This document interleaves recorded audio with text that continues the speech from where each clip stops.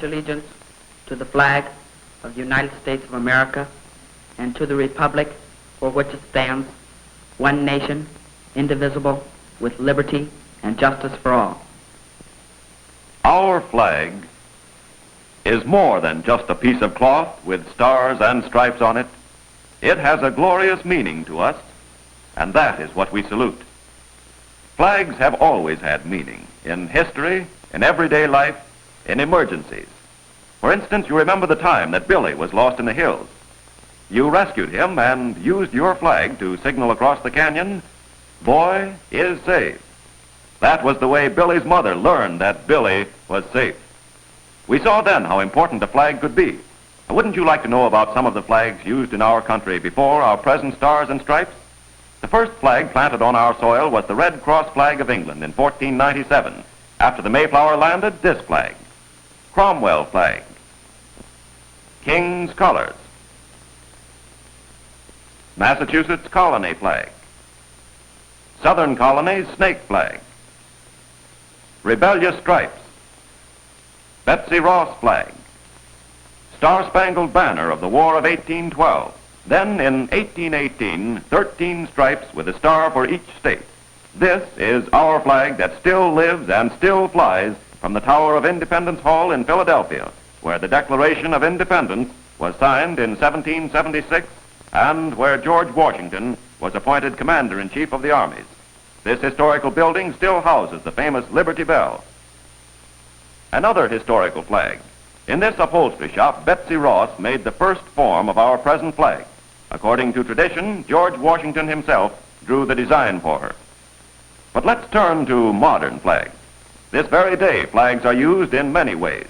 In our largest metropolis, we salute the New York City flag.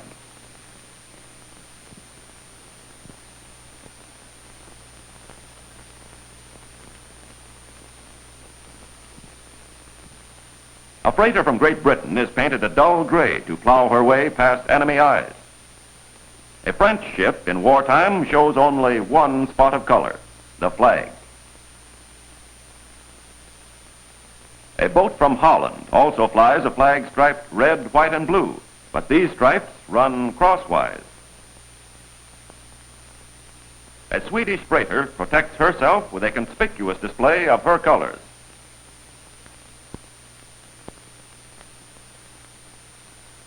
The Norwegian flag with its blue and white cross. A South American freighter flying the Honduras flag arrives from Central America. Every week, the year round, these ships dock with their loads of bananas. Romania, with its small coastline on the Black Sea, sends its colors to far ports.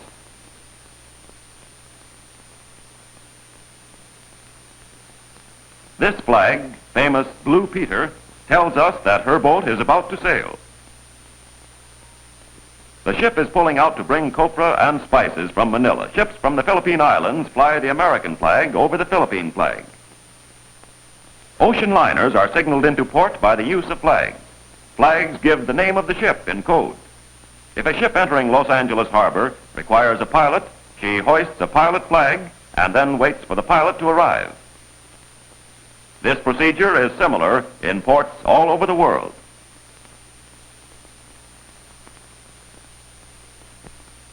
At the pilot station, men are on watch constantly for ships that are due to arrive. When the pilot sees the signal, he immediately starts out to board the incoming ship. The pilot boat flies its own flag. Pilots often brave heavy seas and stormy weather to bring the ship safely to dock. They know the different harbor channels. When the waves are high, the pilot may risk his life in climbing the rope ladder to board the ship. Officers on the ship are watching for the pilot boat. Loss of time may mean a great deal of money to the steamship company.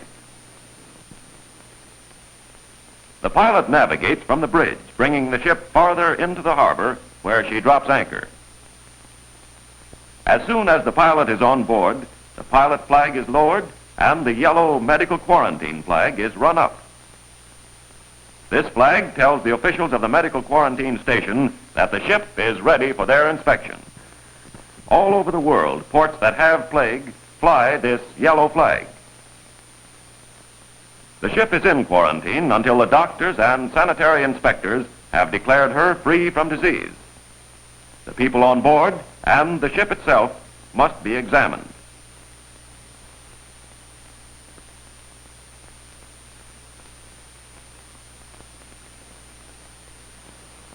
This ship has passed her examination, and so the medical quarantine flag is lowered. The lowering of this flag is the signal for the customs and immigration officers to come aboard. They are ferried out in a Coast Guard boat, as the flag tells us. These United States officials protect the commerce of our country and see that no people enter here illegally. They enforce the United States laws dealing with foreign countries. And after these officials are through with their inspection, a ship may proceed to port. This freighter is flying the red danger signal. A refueling barge at her port side is pumping highly inflammable petroleum into her tanks. A sailor lights a cigarette and is quickly told to put it out. They might blow up the ship.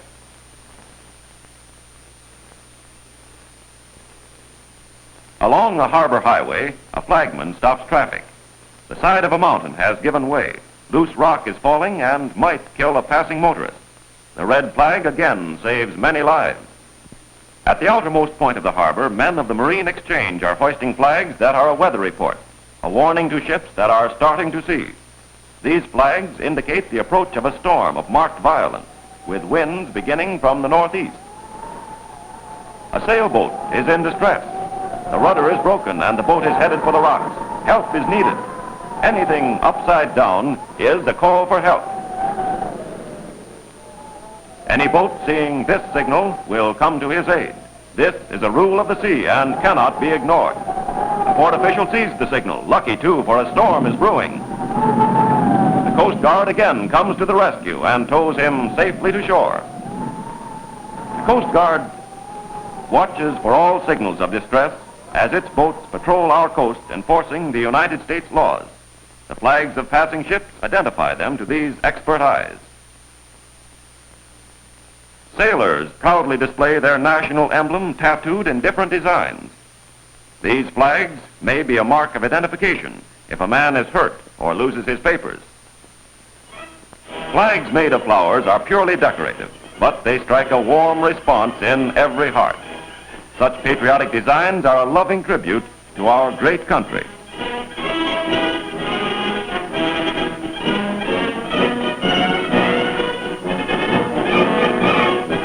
At the capital of the United States in Washington, the flag flying over the center portico is the only flag in the country that is never lowered day or night. Over the wings of the Capitol, flags are flown when the Senate or House of Representatives is in session.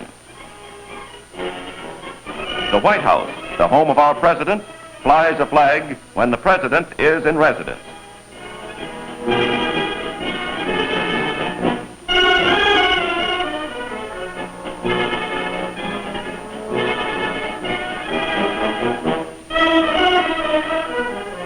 The Statue of Liberty bids us uphold the ideals for which our flag stands: liberty, equality, human dignity. These are the things we must all work for in preserving the greatest of all flags, Old Glory.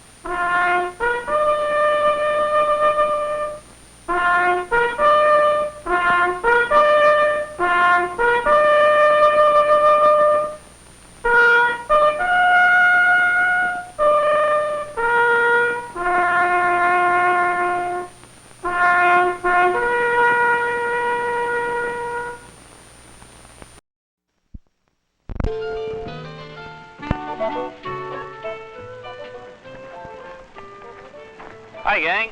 Oh, hi, Mr. Crane. Now, that's what I call a little act of patriotism.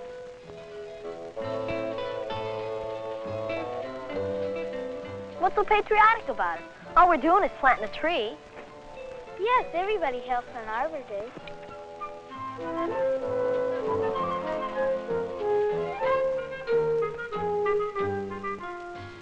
Yeah, well, that's just the point. Patriotism is you helping your country to be a better place in all ways. Think about it.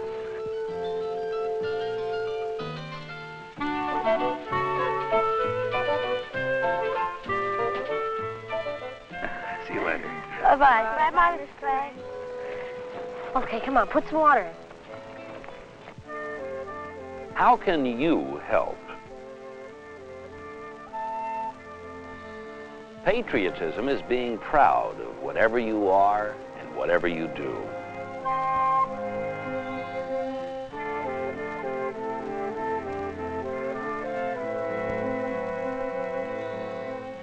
What ways can you think of to help improve your life and to help improve your country?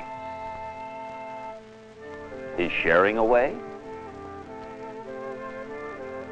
If we learn to care for others, to respect others, we'll learn how to care for, to respect our country.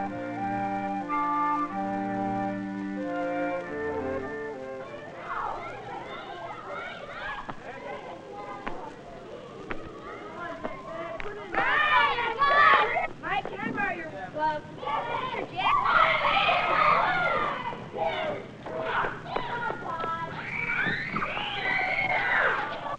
Gee, Mike, thanks for letting me use your glove. You helped win the game for us, didn't you? Yeah? It's a good thing I have my extra glove with me, right? Right.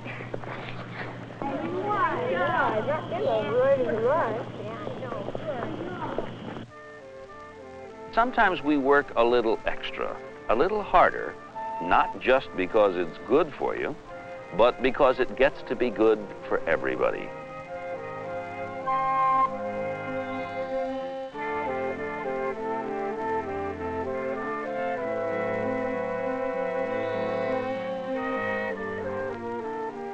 Good people make a good country.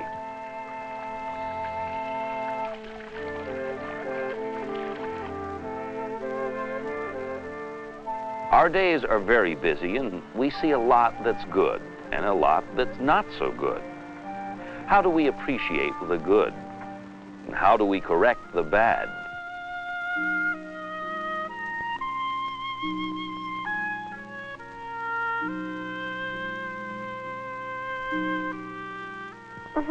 Yeah, that's right, Ronnie. We could do a lot. You know, sort of fix it up. Hey, where are we going to get all the painting and cleaning stuff? Why don't we just talk to the class? How about a few of us going through the neighborhood? Your neighborhood is a little country, and if you know how to make a good neighborhood, you're going to know how to make a good country.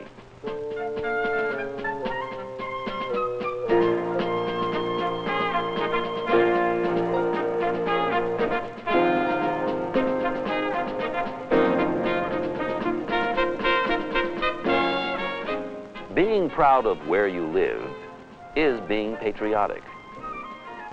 Doing something about it is even more patriotic. Okay, now push it in there. Got it right? No, over a little more. Over that way. Wait. Okay, now hold it.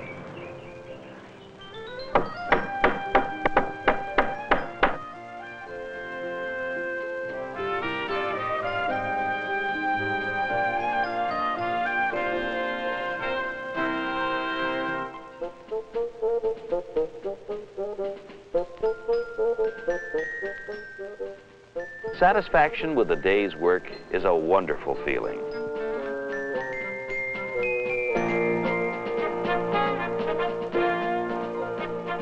Taking the time to show love is a very important way to be a good person. Happy birthday, Dad.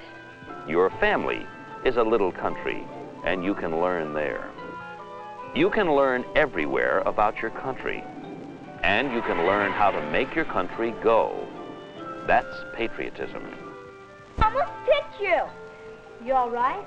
I'm okay, just a little scared, I guess. There have been a lot of close calls in this corner. Yes, I know. We ought to do something. Your councilman is Everett Gerard. and he will help you if you will help him. But first, he must know what your problem is. Remember, he's your representative in government. Dear Mr. Councilman, my friend almost got hurt real bad last week at the corner of Maple and Locust. I wish you would put a stop sign there. Thank you, Carl Conrad. It's your community as much as any other person's. It's your responsibility. How can you show your responsibility?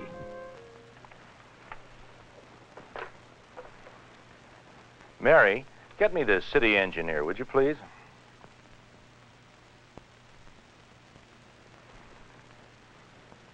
John, Gerard here. Remember we had some discussion about a stop sign at Maple and Locust? I got another letter today, this time from a little kid.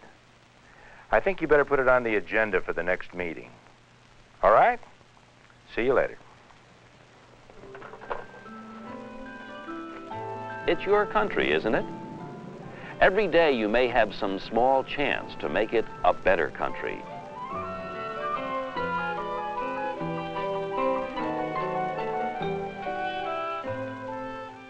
I don't think we should take pictures here. Oh, that's all right. But that sign says that it's not all right. Why don't you go over there behind the ball diamond? Then those flowers will be here the next time you come back to the park, right? Right. Great.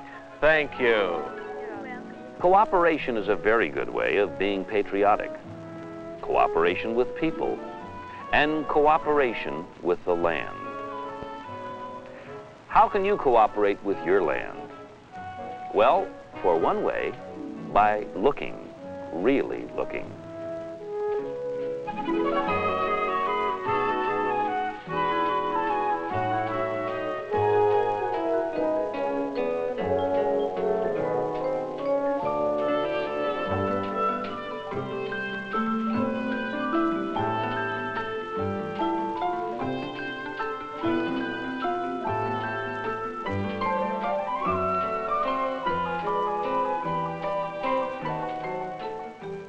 If you find the beauty and the goodness in nature, don't you think you'll find the beauty and goodness in yourself?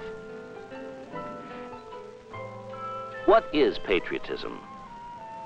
Patriotism is making your country a better place. Patriotism is being proud of yourself and your work.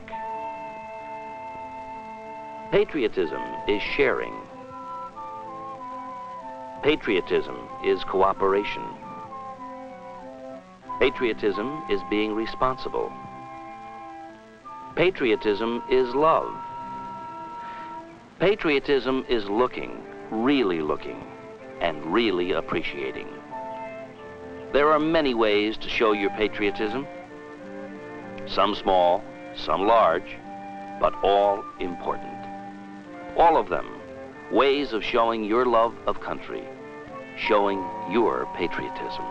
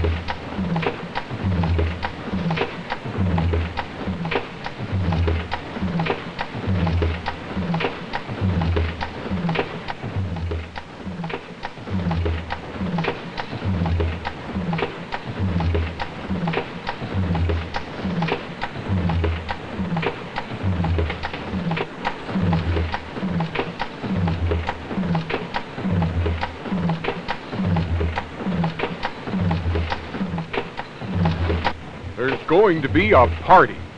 A big birthday party.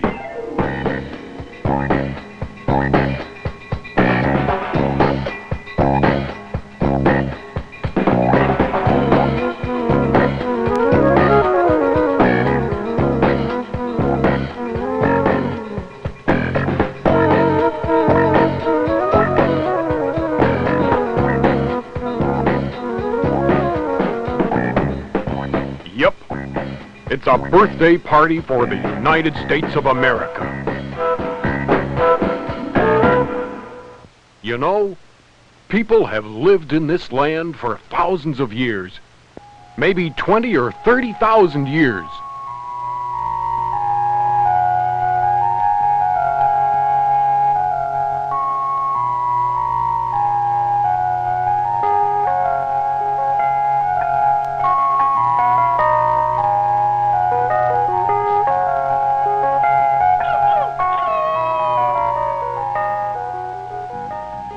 Well, sir, about 1,000 years ago, new people sailed from other lands to find what was for them a new world.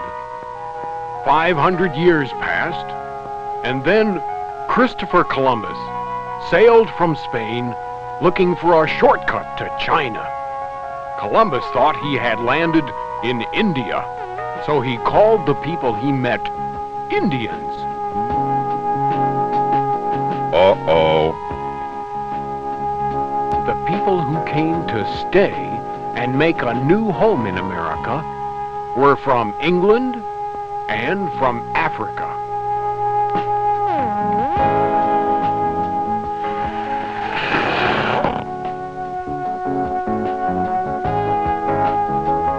Now, that was in the early 1600s. In 150 years, 3 million new people had come to America, and there were 13 colonies the King of England thought belonged to him. The king liked to think of the people in the colonies as his children. But the colonists didn't like being treated like children.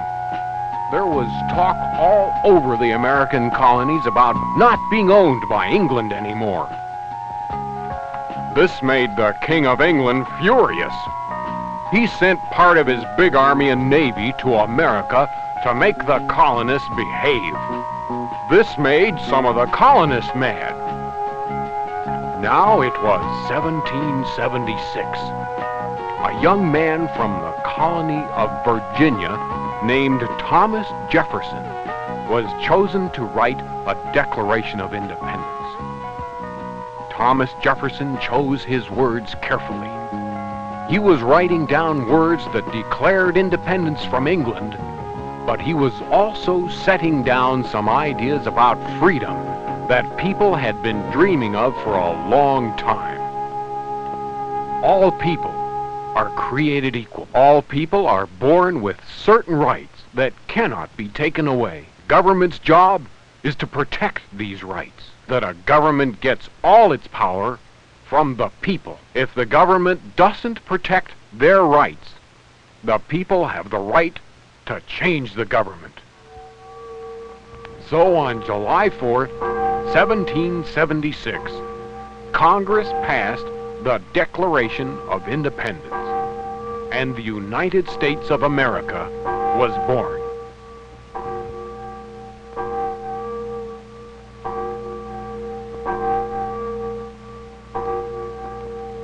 On every 4th of July, it's our birthday.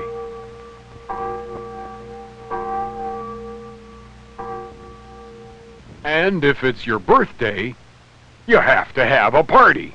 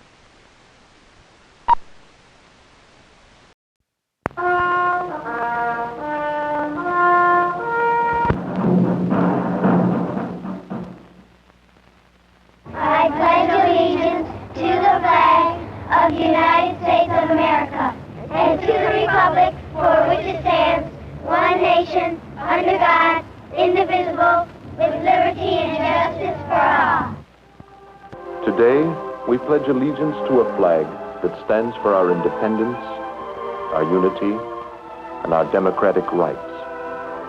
Our flag not like this at first. It had to be born and change and grow. The history of the flag is the history of the nation. The first flags in America were foreign flags. Explorers from Europe came to claim this land. The flags they brought were symbols of royalty and ancient tradition. Columbus brought the royal flag of Spain.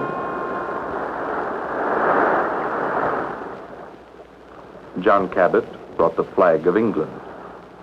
Later, others came, bringing symbols of France, the Netherlands, Sweden. In time, each was driven back. For a while, the colonists felt little need for a flag of their own. But harsh measures imposed by the British Crown roused a spirit of resistance, out of which the first flags of the new land were born. Will you pay every tax the royal governor puts on South Carolina? I'm still subject to the king, and so are you, and so is sister. This is rebellion. Who says rebellion? We only want our rights. They'll hang us all. Well, if it comes to that, we'll ask for independence. That's why the rattlesnake speaks for us. Let the king heed this. Rebellion spread. Each colony raised its own flag against the mother country. Massachusetts, the pine tree. Rhode Island, the anchor. New York, the beaver.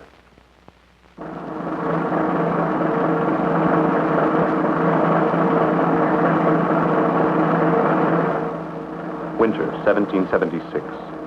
George Washington raised a striped flag over our first Continental Army. But in the corner, it still had the royal crosses used in England's flag. There is a legend that Betsy Ross, a Philadelphia seamstress, made the first true flag using stars and stripes. 3 distinguished patriots, headed by General Washington himself, brought her a design using stars with 6 points. She showed them that it was easier to cut a 5-pointed star.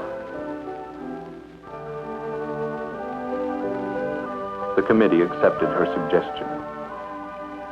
And in that quiet room, Betsy Ross made the first American flag. Although there is not proof that this episode actually happened, it has become a cherished legend in the story of our flag. Meanwhile, colonial flags were still being carried to the battlefields. July 4th, 1776.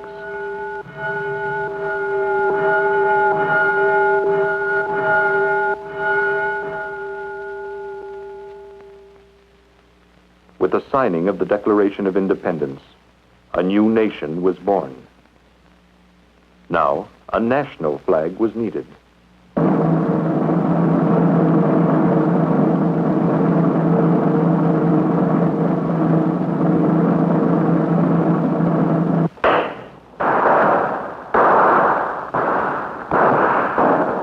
And 1 year later, the wartime Continental Congress made into law our first official flag. June 14th, 1777, resolved that the flag of the United States be 13 stripes, alternate red and white, that the Union be 13 stars, white on a blue field, representing a new constellation. But the Flag Act of 1777 did not say that the stars had to be arranged in a circle. Vermont still fought under this one. Maryland fought under this one.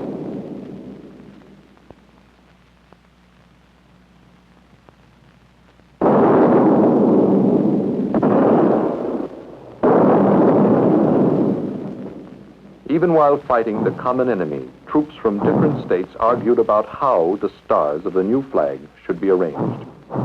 But it was one flag. They never forgot that it belonged to all the states.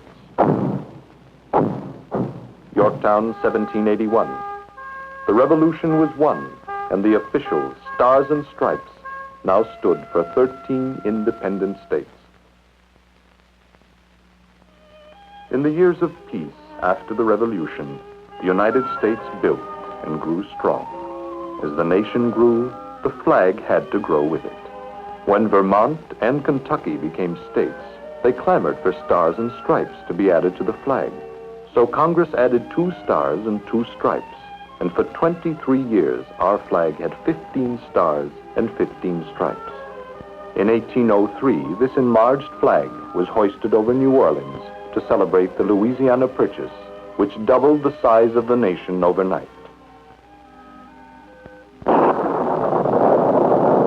In the War of 1812, England challenged our strength as a nation.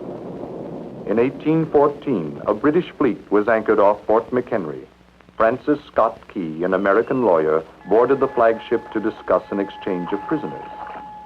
After seeing the Admiral, Key and his friend prepared to leave. I hope your meeting with the Admiral met with success, Mr. Key. I believe so, sir. That's battle stations. It is, sir. You've chosen an unfortunate time to come aboard. So do you permit me to get back to the fort? Only after we've taken it, Mr. Key. I protest, sir. Those are my orders. You may remain on deck, sir, if you will pledge us your honor. You leave me no choice. Good. It won't be long. They'll haul down that flag soon. You can bombard all night. Fort McHenry will never surrender. We shall see.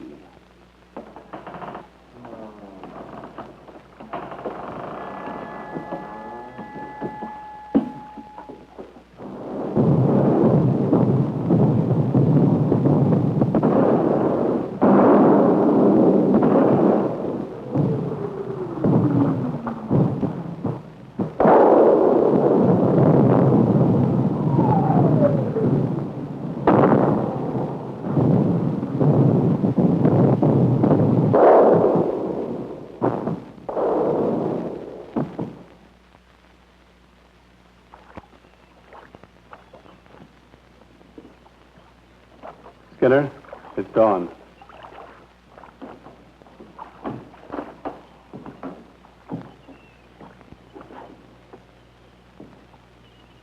Key, look.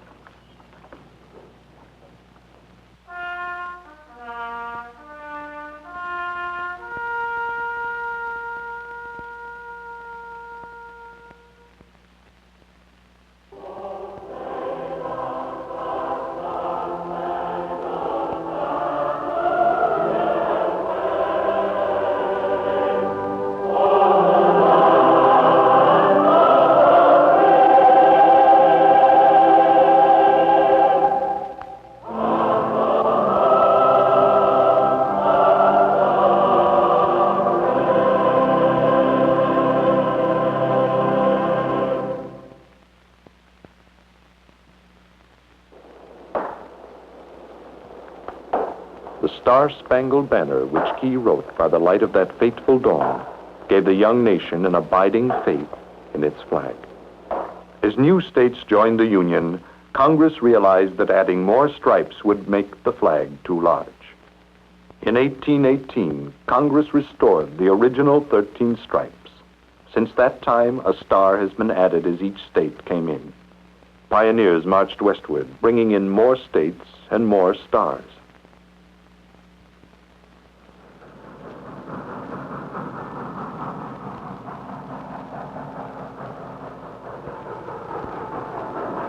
But by 1860, 2 ways of life divided us. We were half slave and half free. A different flag challenged our unity. The flag of the Confederacy.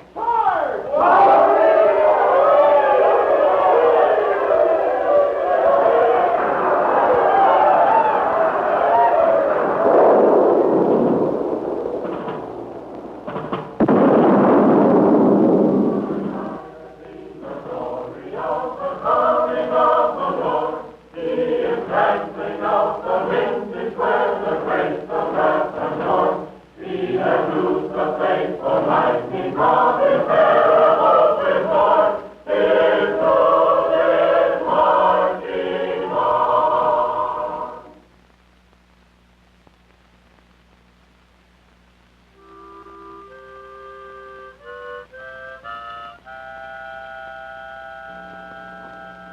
Lincoln had said, "Not a star will be removed from our flag. The Union cannot be dissolved." The Civil War was the last challenge to our unity. And again, the flag could grow with the nation. In 1959, Hawaii became the 50th state and star. Our history has given this meaning to the flag. It stands for our independence, our unity, and our democratic rights. One flag uniting millions of Americans of every race, color, and creed. A symbol that flies over those places where we must always work for liberty and justice for all. The polls, where we assert our freedom to choose a government representing all the people. The courts, where under the Constitution, every man is equal before the law. The schools, where education for all Americans helps keep alive our democratic heritage. One flag we have fought for, and many have died for. One flag for this whole land of ours.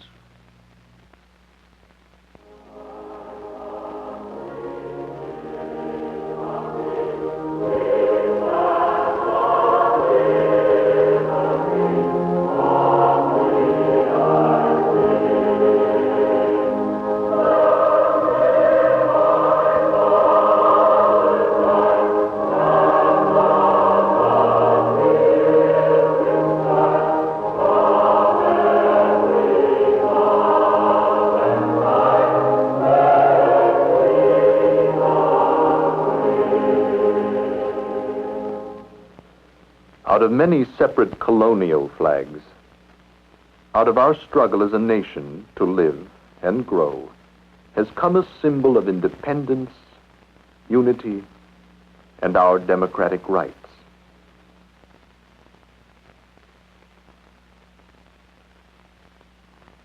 To live by these principles is to do honor to the flag. One nation under God, indivisible, with liberty and justice for all.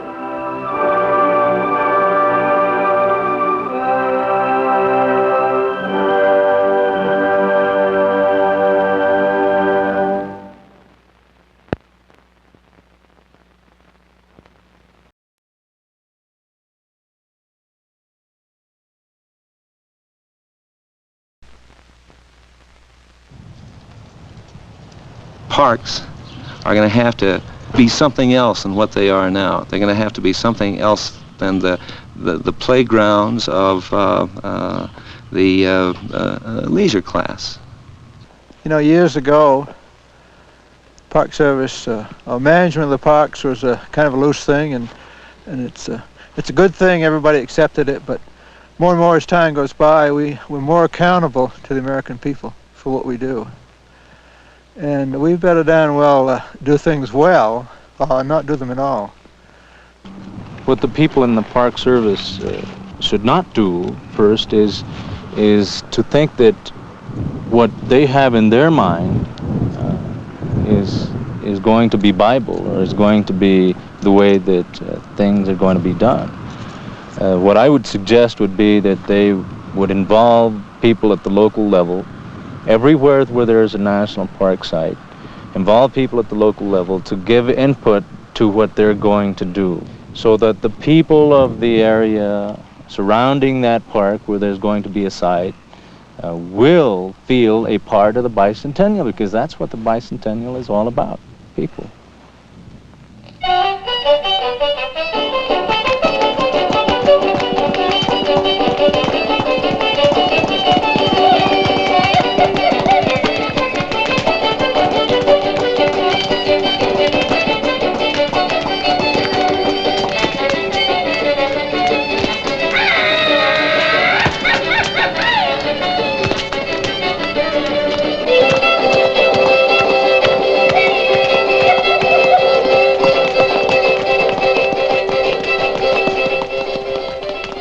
The girls' dance is one of the demonstrations that will correspond to the exhibits in the Martinez Adobe.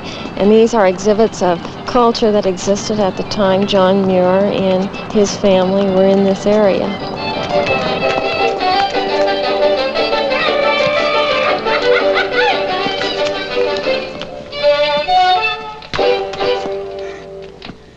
We will be offering a program called 200 Years and Goal to Go. We're putting up a ice skating rink. We have the musket firing demonstration that goes on every week. We want to have a big 4th of July picnic at the fort, which will be a first of its kind. Get a hold of the wheels and kind of push. Here we go. Okay, swing it out that way now. Right through here. Gonna go left here now. Here we go. Not too fast, not too fast.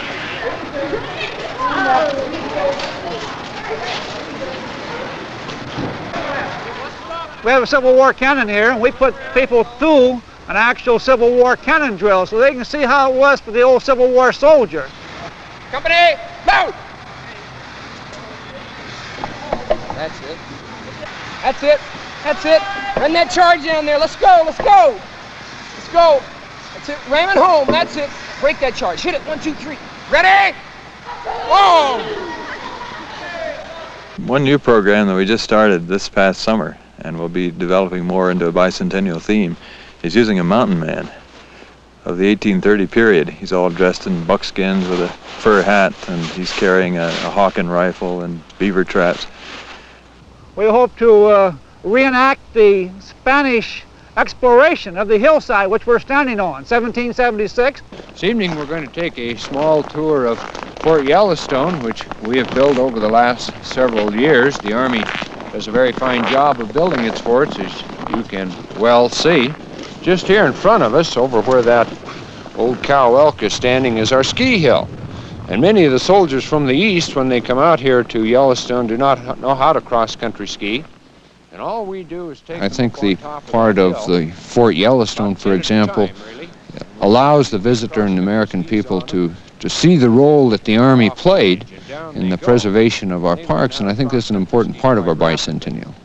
We just about lost Yellowstone at one time due to poaching and the various administrations that were a little corrupt.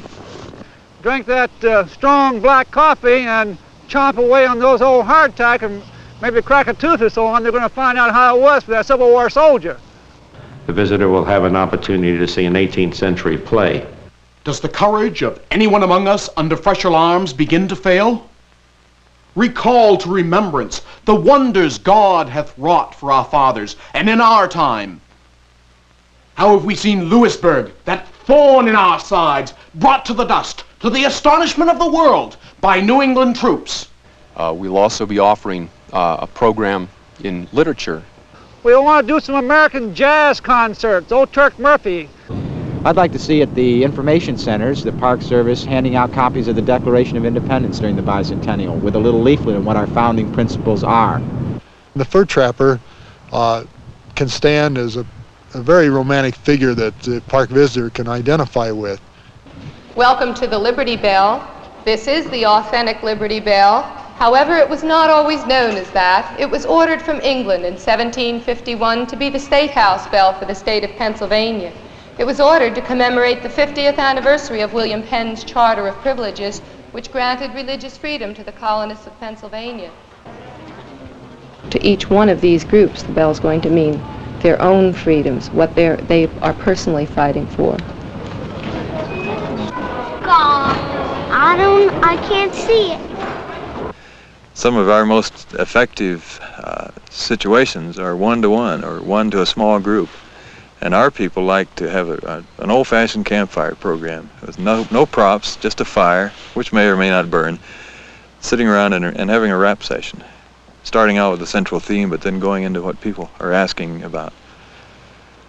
Traveling exhibits and plastic streamers and paper mache muskets and so on are just so much garbage, in my opinion. I think parks are going to become ever more a luxury in a society that's striving more and more toward simple survival.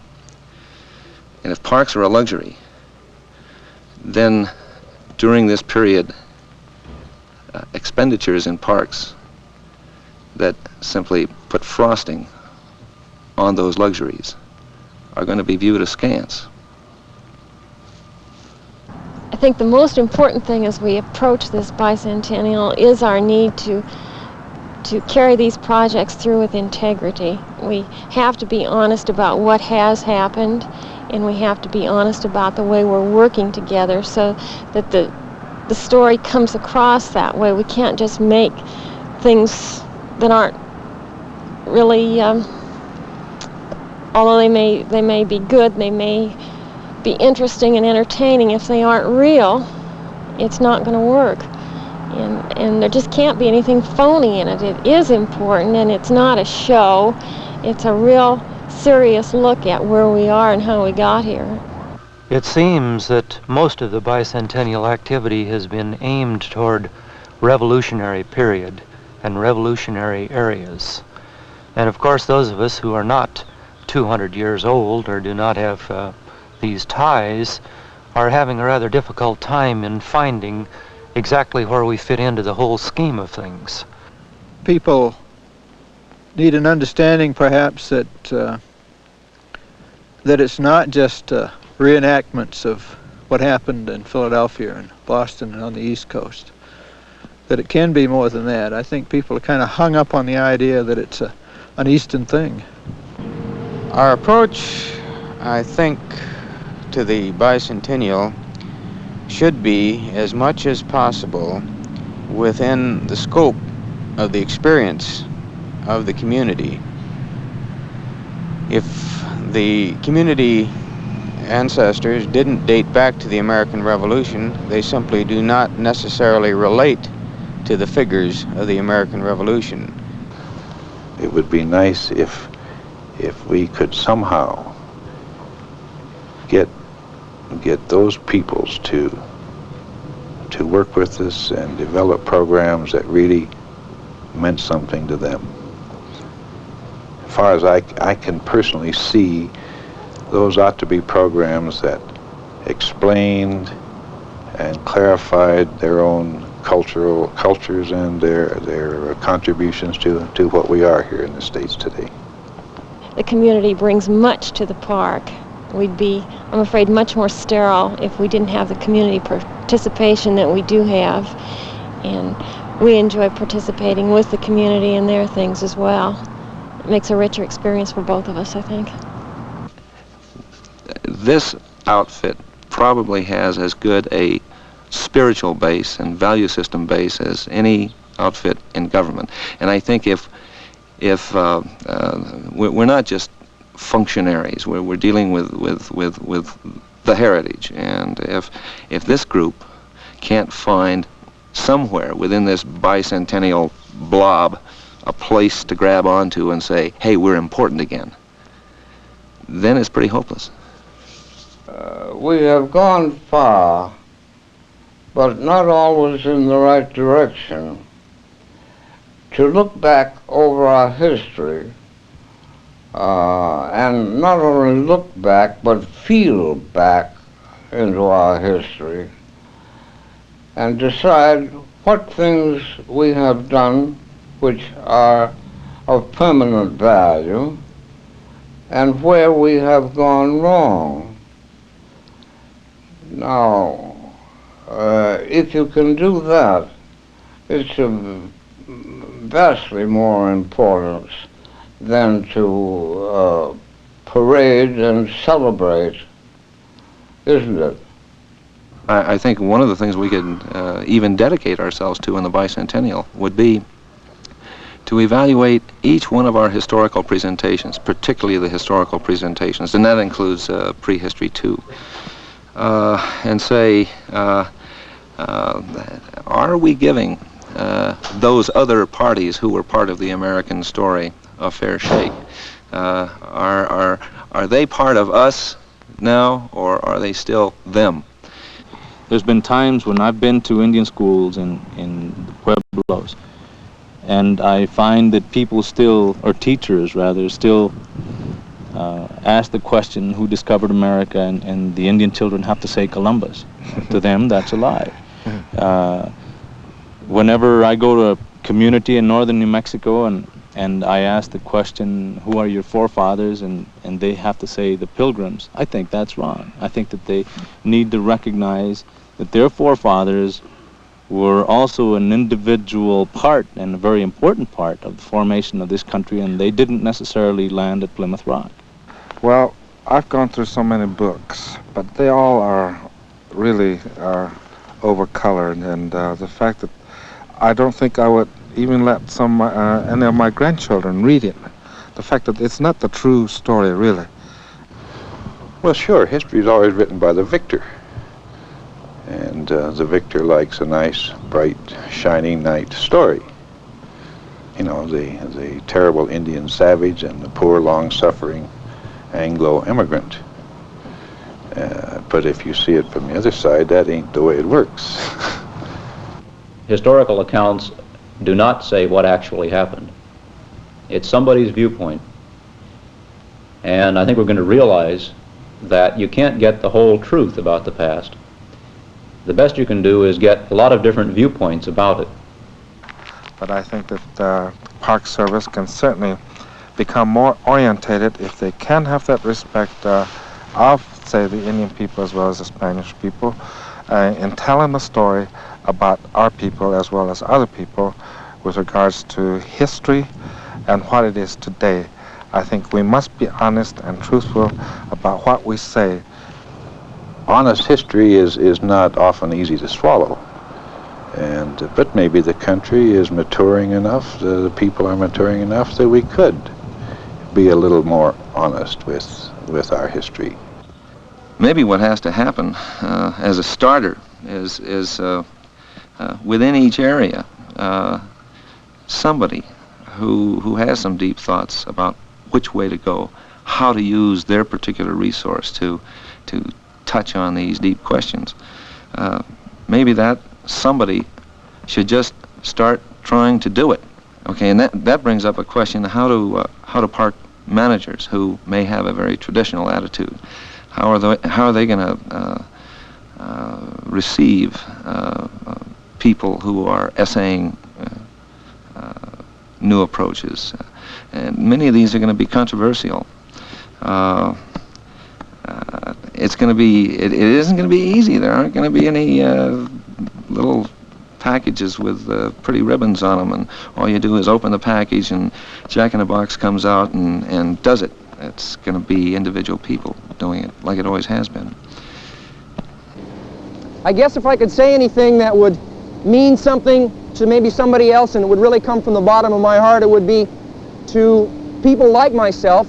I would ask them to not fear the people from above and their conservative point of view sometimes, because that has a tendency to intimidate young ideas and new ideas and things. You know, this country was built on a basis of new ideas, things that at the time they didn't think would work, but some people just kept persevering and they did work. I think that we really need that now, especially now, because we're nearing the turn of the century. We'll be in the year 2000 pretty soon, and where will we have been if we don't come up with some really progressive things? Well, I would like to encourage, you know, and give our people certainly the backing that they have, the opportunity in the National Park Service, as I think they have had for a long time, to be innovative. And certainly during this bicentennial period, to be experimentalist, to try out new ways of interpretation, to try out new techniques. Some of them, I'm sure, we're going to find quickly, or maybe not the answer, but I'm certain that a lot of good ideas are going to come out of this. You talked about the American people reflecting on what's happened in this country. Perhaps it's a time for employees to reflect on what's happened in the National Park Service. And we look on ourselves as protectors of the park, but I think we need also to remember that we serve the American people. And the American people own the parks. Parks do belong to the people. And so that's part of the role. And we've got to keep that in mind at all times. And how to get people really to say to themselves, hey, this is different. This really is important. This isn't just some more of that hortatory stuff. That's the problem. It's motivation. This is a crisis. The greatest crisis, maybe, that the country has ever had. Democracy is under test. We're now to find out whether it's workable with the people of 200-odd million people, as it was when we had a straggling of people along the Atlantic coast. Will it work? Will it work with such a vast number of people? We don't know, because it's never happened before in the world. A lot of people are going to be saying that, you know, my problem today is that I've got children to feed, I've got unemployment facing me, I've got many of the other serious problems of inflation and so forth that we're certainly is on the doorstep of most homes of most Americans today. But I think that we can utilize this great period in time, which has been so well preserved in the historical facilities and historical annals of the National Park Service, as an opportunity to renew a new dedicated spirit, to maybe challenge our value structure, our priorities, and I think also to entertain a new standard of hope for this country and for the people of this world.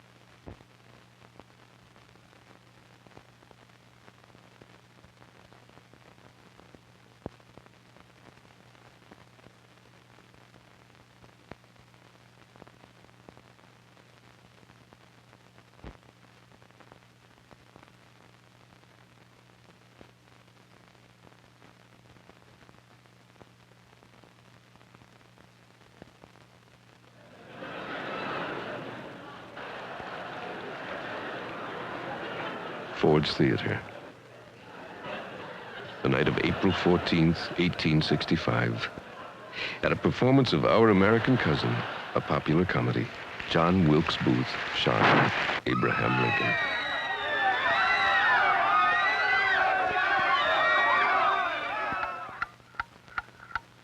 The president was carried across the street to the home of William Peterson, a tailor. His friends and family kept vigil with the doctors through the night, but it was clear he was dying.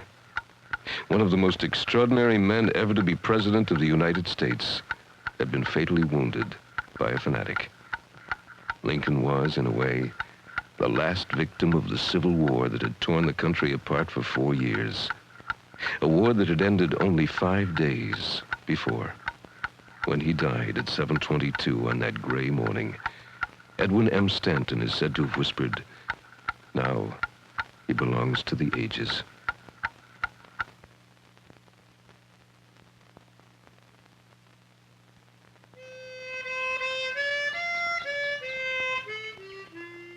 Abraham Lincoln was born in a log cabin near Hodgenville, Kentucky on February 12th, 1809. His father was Thomas Lincoln and his mother, Nancy Hanks. He grew up on lonely farms. He had to do what every frontier boy did.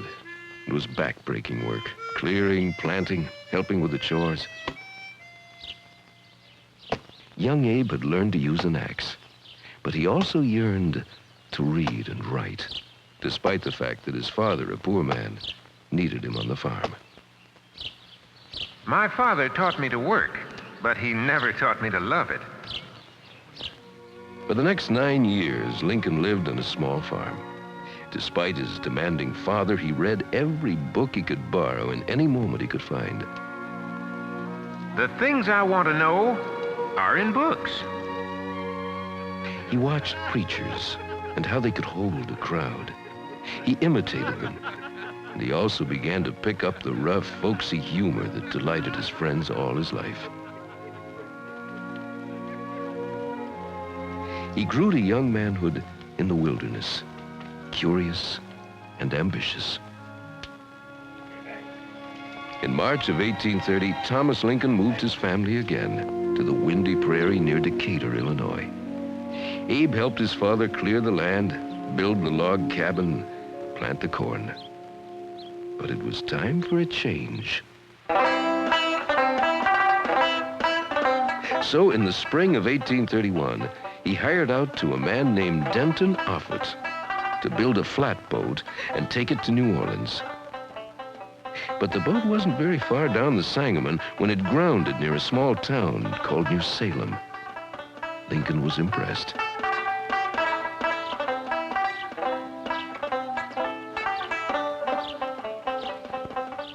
Upon his return from New Orleans, he settled in New Salem to run the store Offutt was opening there. It was in New Salem that Lincoln really blossomed out. For the first time, he lived among people in a real community. New Salem was a thriving town of about 25 families who owned and read books and lent them. He got to know the people of New Salem and their children. Lincoln made his first real friends and found that people liked him. Here he had a celebrated match with a local wrestler, Jack Armstrong. It was called a draw, but it showed Lincoln to be strong, fearless, and fair. In New Salem, he learned to debate, improve his grammar and speech, and taught himself math. Ambition was beginning to burn in him. The attraction was politics. So, in March of 1832, at 23, he decided to run for the state assembly. My politics are short and sweet, like an old woman's dance. If elected, I shall be thankful. If not, it'll be all the same. In April, he rode off to the Black Hawk War as elected captain of the local volunteers.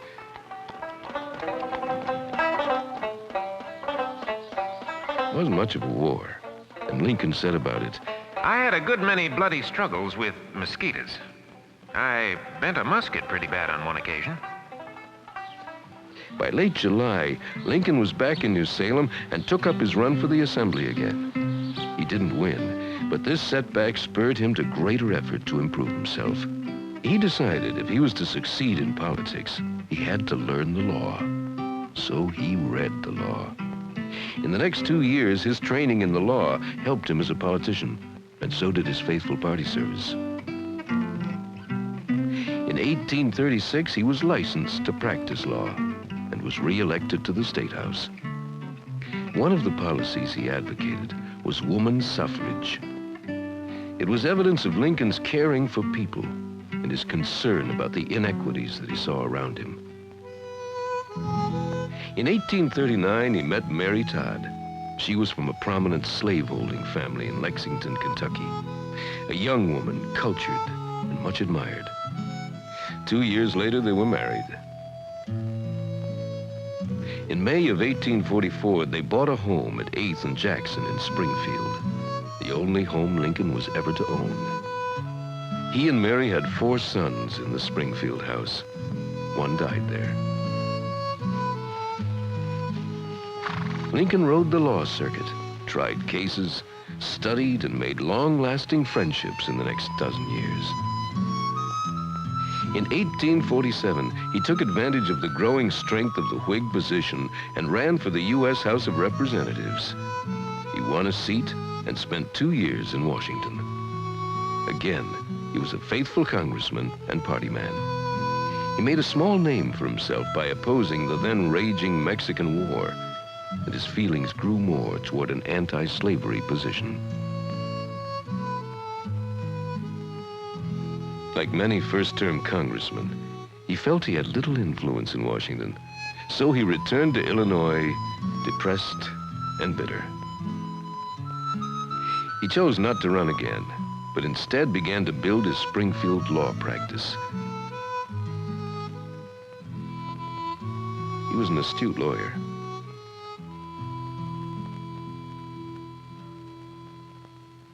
He was asked to defend young Duff Armstrong, son of the Jack Armstrong he had wrestled many years before in New Salem, against a charge of murder. Lincoln agreed to take the case without a fee. The chief witness for the prosecution stated that he had seen Duff commit the murder at night by the light of a bright moon. Lincoln then pulled out an almanac.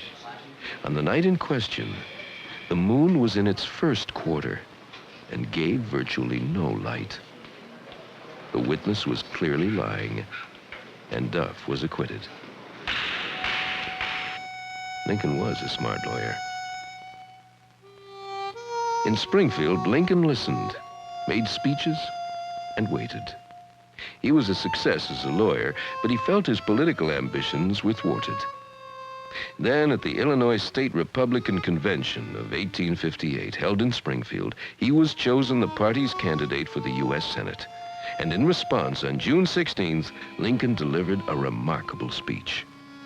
His feelings on slavery had matured, and he was no longer hesitant about speaking out. A house divided against itself cannot stand. I believe this government cannot endure permanently half slave and half free. It will become all one thing or all the other.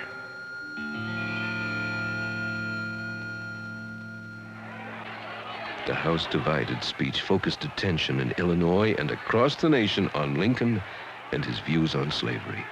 More than any other factor, it brought on the most famous public dispute in American history: the 7 debates between Abraham Lincoln and Stephen A. Douglas.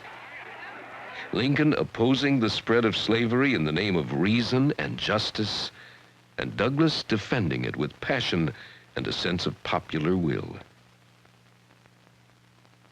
At the last debate in Alton on October 15th, referring to slavery, Lincoln said, "It is the eternal struggle between two principles, right and wrong. They are the two principles that have stood face to face from the beginning of time." On Election Day, November 2nd, 1858, the people of Illinois sent Douglas back to the Senate. Even so, Lincoln gained something too. The debates made him a figure of national interest. He was now aware that he was politically on the way up. He campaigned against the spread of slavery all through 1859. Then he was invited to New York to speak at Cooper Union on February 27, 1860. It was a speech opposing the spread of slavery, cued to the convictions of his audience. Lincoln said, "Let us have faith that right makes might, and in that faith, to the end, dare to do our duty as we understand it." The speech made Lincoln a potential presidential candidate. He surrounded himself with wise and clever counselors like Richard Oglesby. Just before the Illinois State Republican Convention in May 1860, Oglesby learned that Lincoln had been a rail splitter. So he had Lincoln supporters parade on the convention floor logs Lincoln had split 30 years before, and a banner proclaiming Lincoln the Rail Splitter. Thus, a popular symbol was born: Lincoln, the humble rail splitter. The 1860 Republican National Convention was held in Chicago. William Seward was the favorite candidate, with Lincoln a serious dark horse. Most people thought Seward would get the nomination. But in David Davis, Lincoln had a shrewd floor manager. With Lincoln's consent, Davis played one tune. Seward can't win, Lincoln can. He asked Lincoln for possible compromises to win the nomination, but Lincoln, who remained in Springfield, telegraphed, "Make no contracts that will bind me." May 18th, 1860. The balloting started at 10 in the morning. On the third ballot, Abraham Lincoln became the Republican candidate for president. Little Grace Bedell of Westfield, New York, wrote to suggest that Lincoln grow a beard because all the ladies like whiskers and would tease their husbands to vote for you. Lincoln answered, "Having never worn any, do you not think people would call it a piece of silly affectation if I were to begin it now?" But the idea stayed with him. Lincoln faced two Democratic rivals, Stephen A. Douglas for Northern moderates and John Breckinridge for the hardline Southerners. It was not a pleasant campaign. Lincoln was viciously represented as a radical and warmonger out to destroy the South. He was neither. On November 6th, he was elected President of the United States. The South threatened secession. The day after his election, Lincoln told some reporters, "Well, boys, your troubles are over now. Mine have just begun."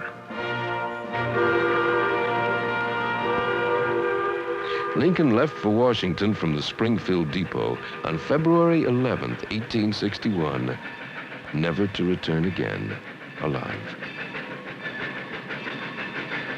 On the way, the train stopped in upstate New York, and Lincoln was able to show Grace Bedell his new-grown whiskers.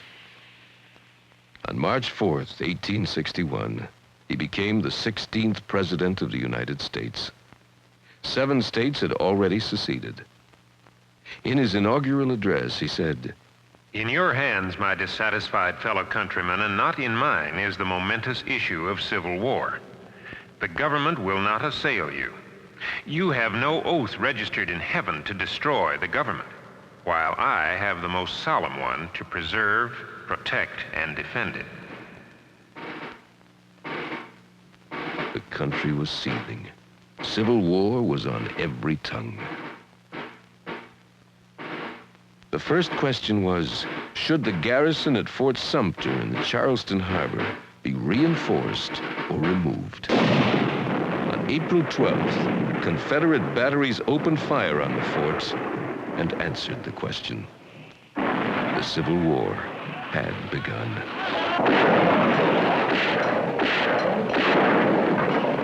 On April 15th, Lincoln's proclamation for 75,000 militiamen was his response. The Union would be defended and preserved. 11 states had dissolved their ties with the government and formed the Confederate States of America. They had to be brought back into the Union. Over the next 4 years, the country was torn by war, the ugliest sort. Brother against brother. It was a struggle of ideas that rent the country. Before it was over, more than 600,000 would die in the conflict.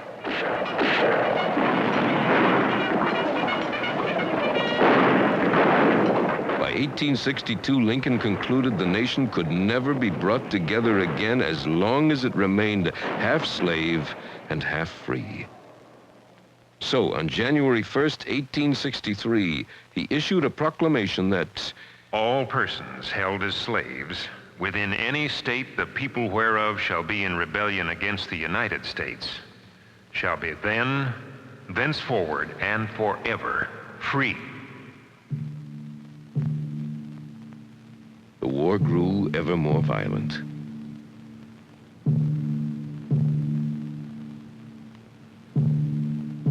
On November 19th, 1863, at the Gettysburg battlefield, Lincoln spoke words of solace and dedication that have become part of the tradition of our language. We here highly resolve that these dead shall not have died in vain, that this nation, under God, shall have a new birth of freedom, and the government of the people, by the people, for the people, shall not perish from the earth. The war was, as Carl Sandburg said, fought over a verb. Before it, you could say the United States are. After it, Lincoln had made it, the United States is. But the war was more than that. For the first time in our history, brother fought brother to rid us of slavery and finally make brothers of us all. The weight of all this was heavy on Lincoln's soul, and it showed more and more in his face. But his humor stayed ready and easy.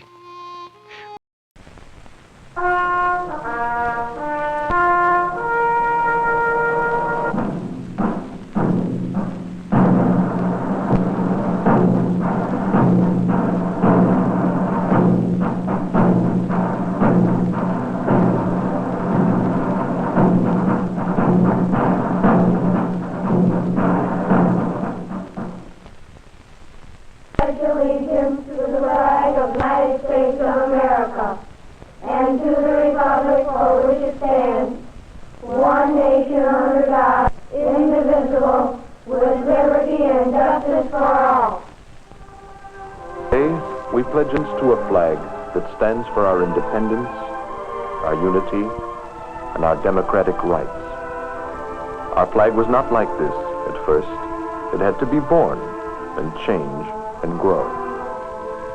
The history of the flag is the history of the nation. The first flags in America were foreign flags. Explorers from Europe came to claim this land. The flags they brought were symbols of royalty and ancient tradition. Columbus brought the royal flag of Spain. John Cabot brought the flag of England. Others came, bringing symbols of France, the Netherlands, Sweden. In time, each was driven back. For a while, the colonists felt little need of a flag of their own. But harsh measures imposed by the British Crown roused a spirit of resistance, out of which the first flags of the new land to the king. And so is sister. This is rebellion. Who says rebellion? We only want our rights. They'll hang us all. Well, if it comes to that, we'll ask for independence. That's why the rattlesnake speaks for us. Let the king heed this. Rebellion spread. Each colony raised its own flag against the mother country. Massachusetts, the pine tree. Rhode Island, the anchor. New York, the beaver.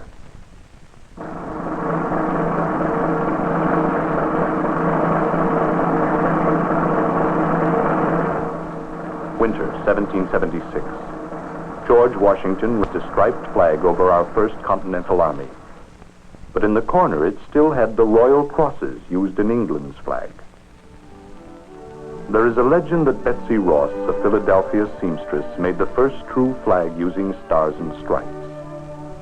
3 distinguished patriots, headed by General Washington himself, brought her a design using stars with 6 points. She showed them that it was easier to cut a 5-pointed star. The committee accepted her suggestion. And in that quiet room, Betsy Ross made the first American flag. Although there is not proof that this episode actually happened, it has become a cherished legend in the story of our flag. Meanwhile, colonial flags were still being carried to the battlefields. July 4th, 1776.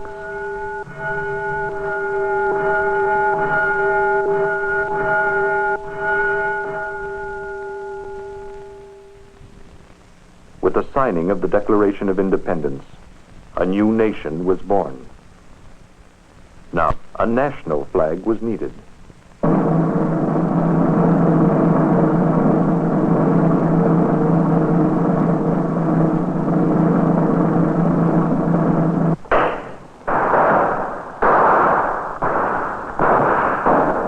And 1 year later, the wartime Continental Congress made into law our first official flag.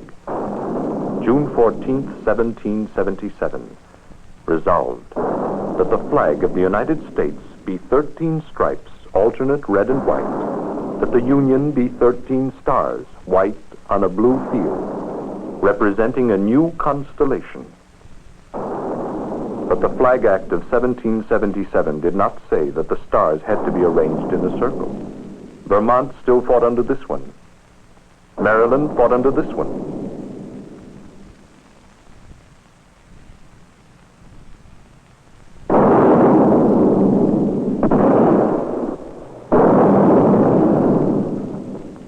Even while fighting the common enemy, troops from different states argued about how the stars of the new flag should be arranged. But it was one flag. They never forgot that it belonged to all the states. Yorktown, 1781. The revolution was won, and the official Stars and Stripes now stood for 13 independent states. In the years of peace after the revolution, the United States built and grew strong. As the nation grew, the flag had to grow with it. When Vermont and Kentucky became states, they clamored for Stars and Stripes to be added to the flag. So Congress added 2 stars and 2 stripes, and for 23 years our flag had 15 stars and 15 stripes. In 1803, this enlarged flag was hoisted over New Orleans to celebrate the Louisiana Purchase, which doubled the size of the nation overnight. In the War of 1812, England challenged our strength as a nation. In 1814, a British fleet was anchored off Fort McHenry.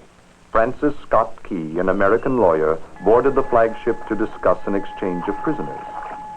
After seeing the Admiral, Key and his friend prepared to leave. I hope your meeting with the Admiral met with success, Mr. Key. I believe so, sir. That's battle stations. It is, sir. You've chosen an unfortunate time to come aboard. So do you permit me to get back to the fort? Only after we've taken it, Mr. Key. I protest, sir. Those are my orders. You may remain on deck, sir, if you will pledge us your honor. You leave me no choice. Good. It won't be long. They'll haul down that flag soon. You can bombard all night. Fort McHenry will never surrender.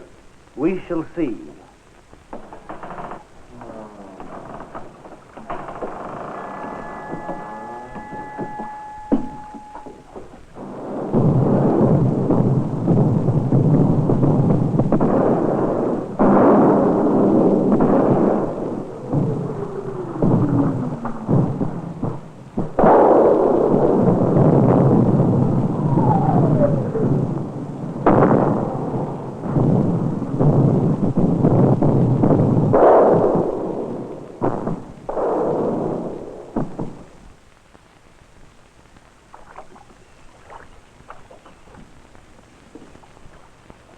Skinner, it's dawn.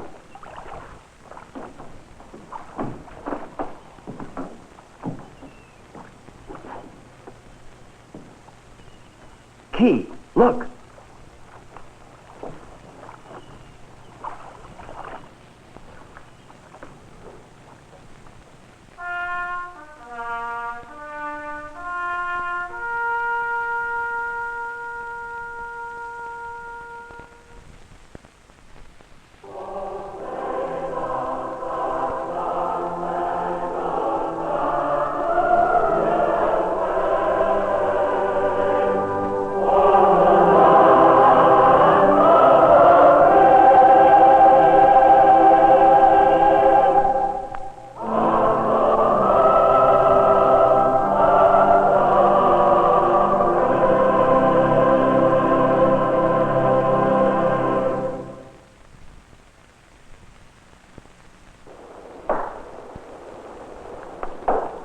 Star-Spangled Banner, which Key wrote by the light of that fateful dawn, gave the young nation an abiding faith in its flag.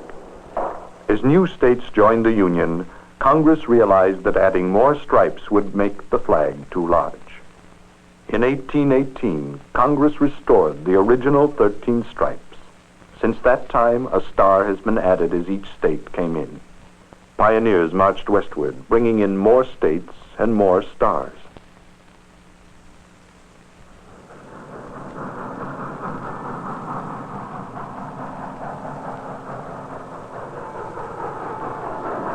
But by 1860, two ways of life divided us. We were half slave and half free. A different flag challenged our unity. The flag of the Confederacy.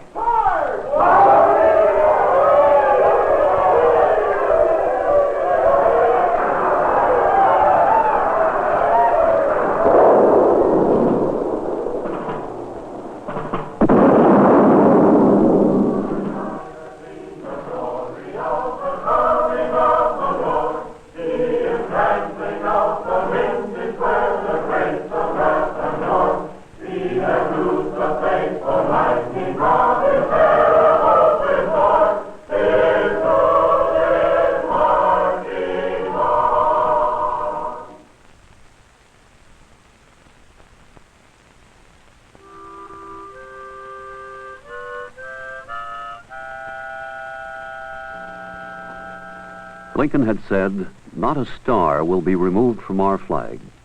The Union cannot be dissolved." The Civil War was the last challenge to our unity. And again, the flag could grow with the nation. In 1959, Hawaii became the 50th state and star. Our history has given this meaning to the flag. It stands for our independence, our unity, and our democratic rights. One flag uniting millions of Americans of every race, color, and creed. A symbol that flies over those places where we must always work for liberty and justice for all. The polls, where we assert our freedom to choose a government representing all the people. The courts, where under the Constitution, every man is equal before the law. The schools, where education for all Americans helps keep alive our democratic heritage. One flag we have fought for, and many have died for. One flag for this whole land of ours.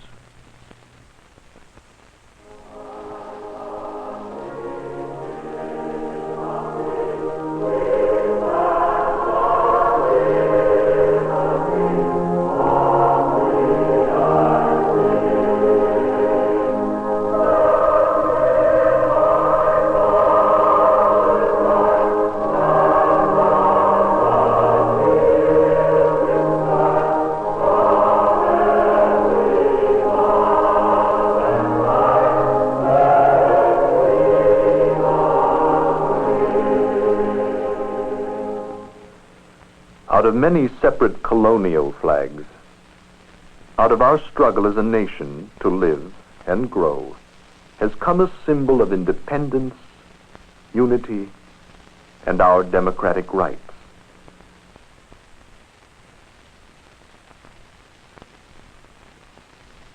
To live by these principles is to do honor to the flag.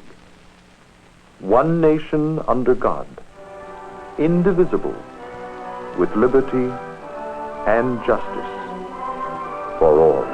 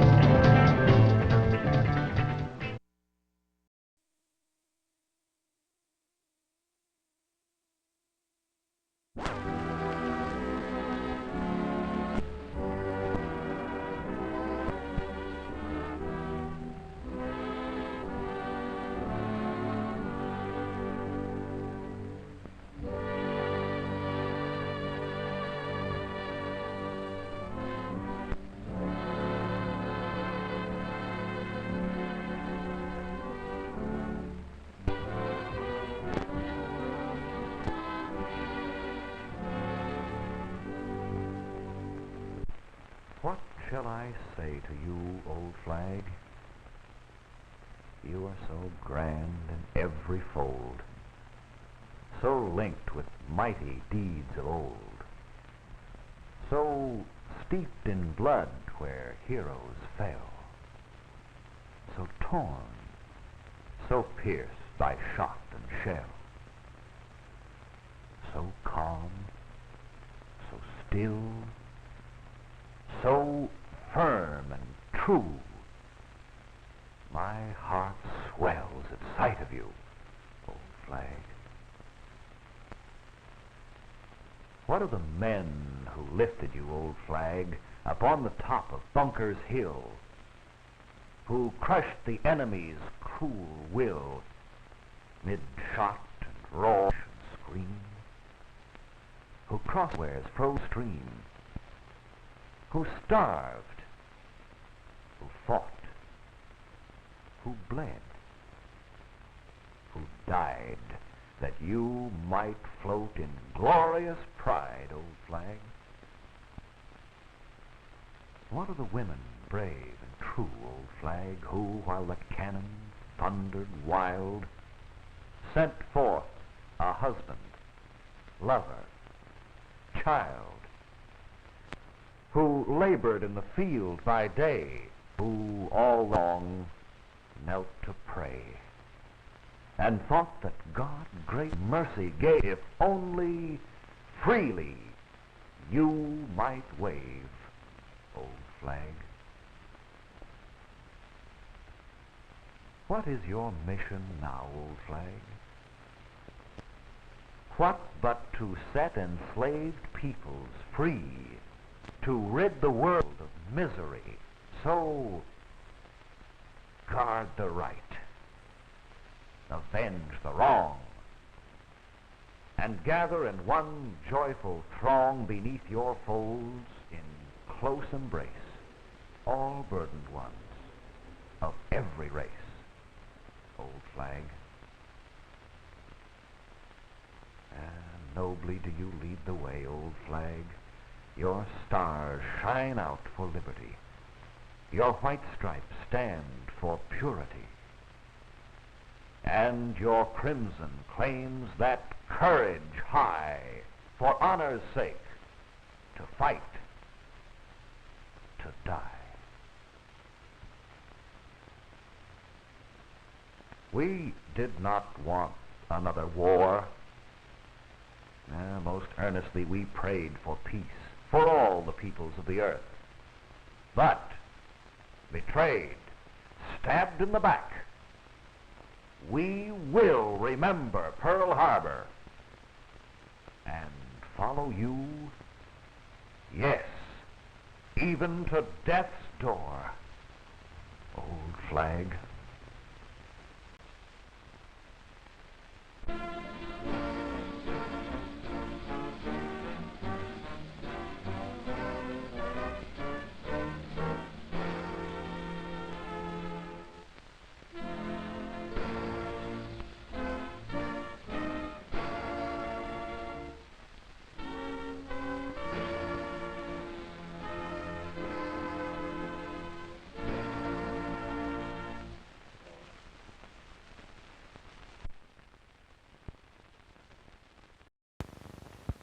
The average income is $1,500, 75% below the national average.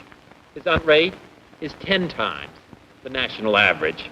He lives 10 years less than the average American. The death rate for his children is twice as high as the national average. Tuberculosis rates are 7 times higher than the average Americans. These facts are the cold statistic tragedy and a national disgrace. They demonstrate the first American has in fact become the last American.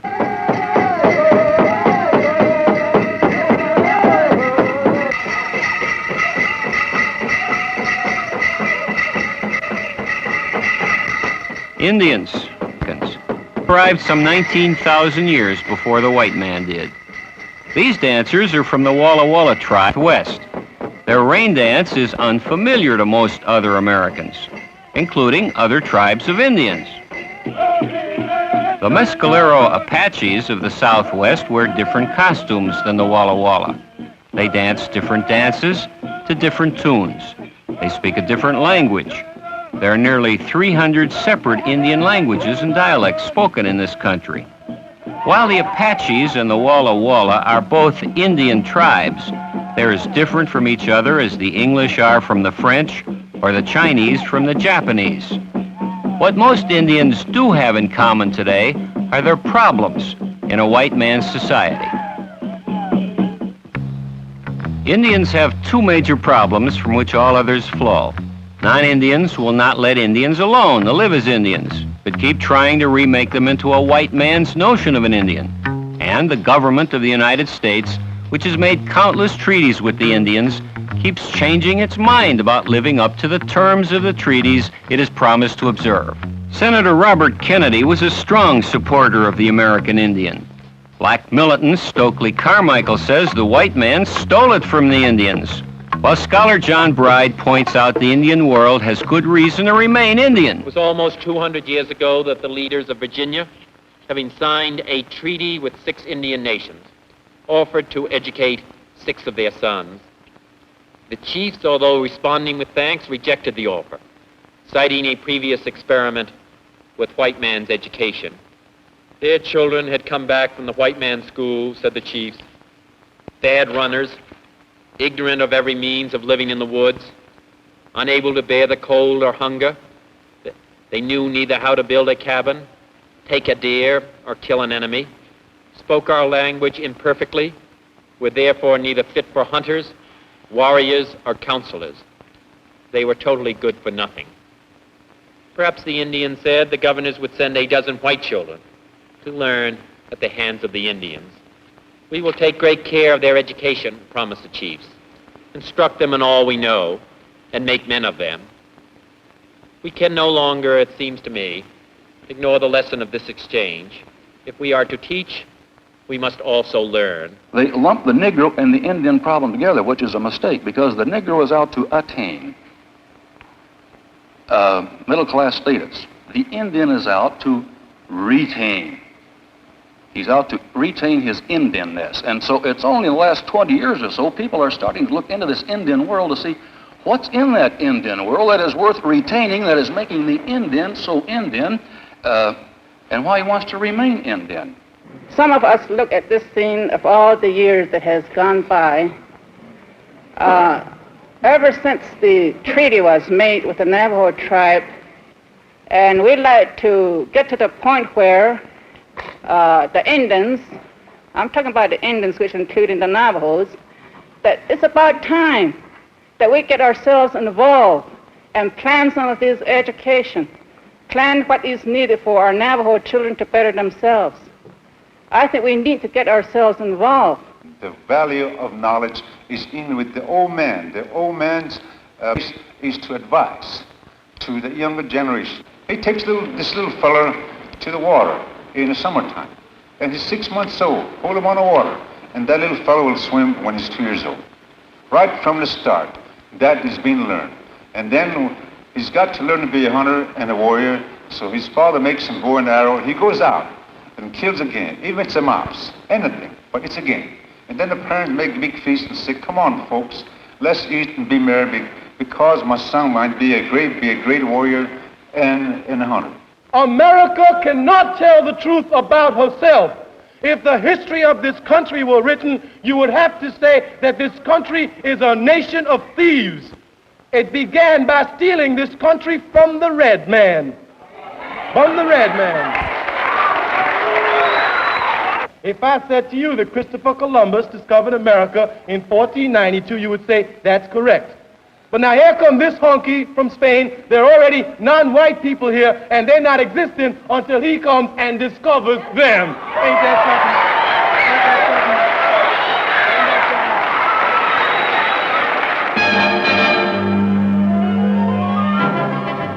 A great Indian culture survives on this Navajo reservation, stretching 25,000 square miles where Arizona, New Mexico, and Utah meet. About half the nation's 700,000 Indians live in cities. The rest live on reservations like this one, the home of 140,000 Navajos. Most Navajos live in one-room homes called hogans, spread across the vast reservation. Navajo families are very close. There are few modern conveniences inside the hogan, but there is much love. Outside the hogan, the family spends a great deal of time together. Reuniting a baby lamb and mama at feeding time is not a chore. It's a happy experience for everyone to share, especially the lamb.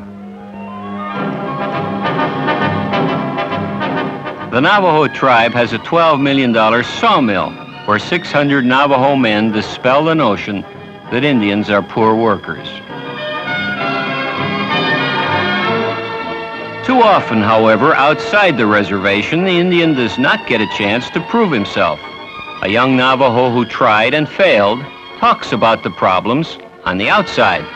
I feel very insecure and feel I had a guilt feeling when I'm among the white people and other nationality like Spanish and colored people. I feel I'm being rejected a lot of times when I go into different places and ask for a job and they refuse me. And I grew up on the reservation all my life and I want to see what's beyond the mountain on the other side or off the reservations. I went from one town to the next town for a whole year. I got a lot of help from the Navajo boys that live off the reservation. They helped me along just to look for a job from town to town, and then I couldn't find any job. Within a year, I just came back to the reservation. The Navajos have attracted some outside industry. In a new General Dynamics plant on the reservation, highly complex electronic assemblies are produced for aerospace systems. Unfortunately, across the 25,000 square mile Navajo land, there are too few of these jobs. Children of these workers may have to look for employment on the outside. The U.S. government educates them at boarding schools where they live most of the year. Government officials answer criticism of the schools from those who believe that Indian children lose their identity when living away from home. It is rather obvious, we think, that the best possible education is where a child stays at home, a nice home, middle-class home, and goes to a day school by day. That's the ideal situation. On this reservation, that would require about $200 million in roads. I'm not a psychiatrist, and I don't know the traumatic experience that they say is experienced by these children. I haven't done any in-depth study. But I do know that the Navajo leaders, including Mr. Nakai and others, have gone to boarding schools, and I don't see any real permanent damage caused them. I suppose I must go by results. We are not quite sure, though, that if a home is a one-room hogan, without a radio, without a newspaper, where English is not spoken, if you're going to take children from a home like that, then you have to have some kind of special education. Now, again, ideally, you would do it on a day school basis. But without the road system, it can't be done here. The boarding schools are criticized for teaching the wrong culture to Indian children, for introducing the Indian child to white ways of doing things, to show them that the white way is the superior way. Critics say the Indian child loses respect for his own world, yet never becomes part of the white world. The government says it brings Indian education to the children, while at the same time preparing them for the outside world. All agree that Indian children must take pride in their Indian heritage, for their ancestry has positive values that have been unrecognized far too long. Time to recognize that red is beautiful. One of the finest Indian schools is St. Labra in the land of the Northern Cheyenne. They learn about the outside world at school and discover that many of the values in white society are directly in conflict with their Indian way. Is one way better than another? Or is there no better or worse, only different? Some students discuss their doubts and fears. The more I think about it, I think I'd like to go out and pull for our rights, but then I'd be out there all by myself. I don't know who would be there to help me. I think if they understood how they were really treating us and like just pushing us off somewhere on just some land to take care of ourselves, we'd go out there and demand our rights, but then I think the Negroes are being treated worse than we are. We've got our reservations to stand. We've got our own people here. The Negroes, they have to, I mean, they're out in the big cities by themselves. They have the ghettos, but, I mean, we can find jobs here. We have the BIA to help us and everything, but the Negroes don't have that. People just don't seem to understand us or anything. You know, that we are as equal as any other person. On the reservation, life is sort of like lazy. I mean, you know, fighting to get the best job. Then you go off the reservation and it seems like people are always to get better. And why, I don't know, we weren't brought up to be always, well, you know. Pushing. Yeah, pushing. We're sheltered and we're taken care of here. And when we leave, it's just like coming out of a shell or something. You have to pull for yourself. No one's there to help you. If I'm having trouble in college, I want to be able to come back and find help here. And there's not just problems when you go out with your schoolwork and stuff like that. There's other problems like with your social problems. The Indians were here first, but they're shoving you onto a little land and they're taking over the rest of the place. It's not really that way. I mean, they're shoving us all on one reservation, but you still can go out whenever you want. But they don't go out whenever they want. I mean, they just stay on here. They got it easy here. I mean, they got welfare, they got the BIA, they can go to the office and they can get jobs. What if we got out to the world, there was no one there to fall back on to help us? Which it seems like it'll be real hard and we can't do it. Everything's here that we need for our whole life. We can be born here and we can live and we can die here. No, I've lived on a reservation all my life and I'm just kind of tired of it. And I'm the kind that, you know, likes to roam around. I like to go places and see things and do things. I want to be an electronic engineer. And after I go to college, I'll go into the Navy. I just don't feel like coming back. I'd like try to make it by myself and see how it is. We should go out and get our education and then come back here and help our people and show them that we can make it, that if we make it, then they can.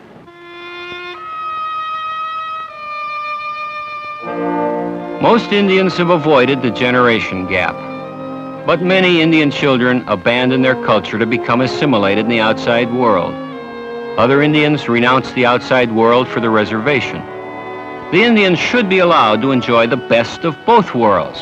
There is a third alternative, to preserve his Indian identity as a respected and contributing member of our society.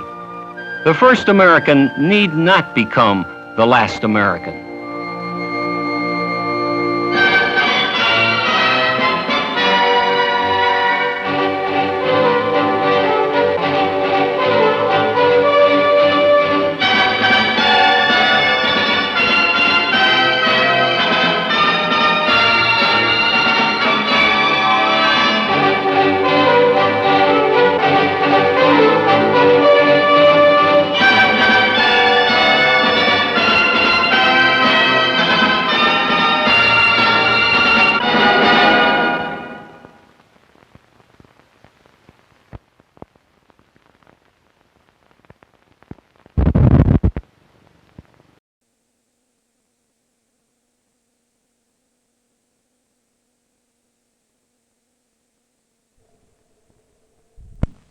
But what does it mean to be a good citizen?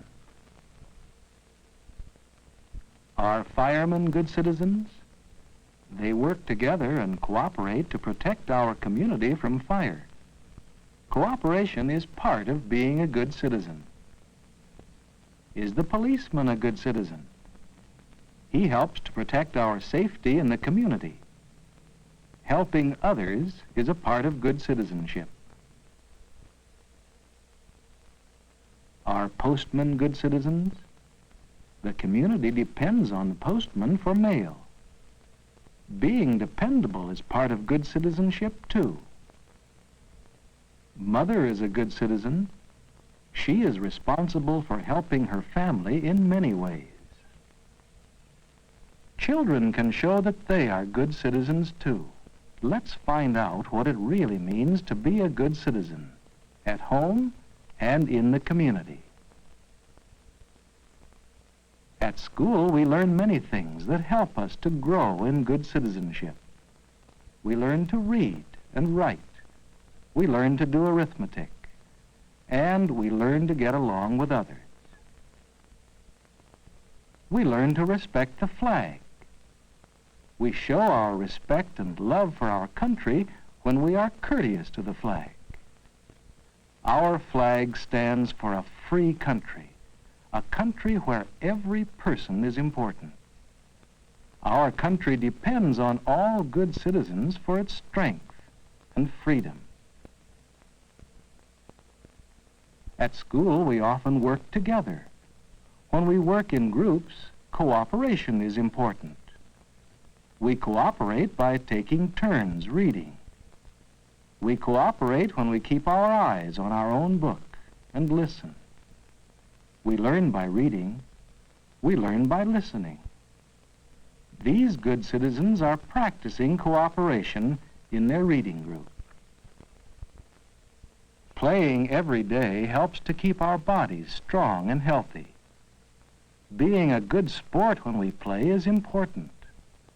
What does it mean to be a good sport?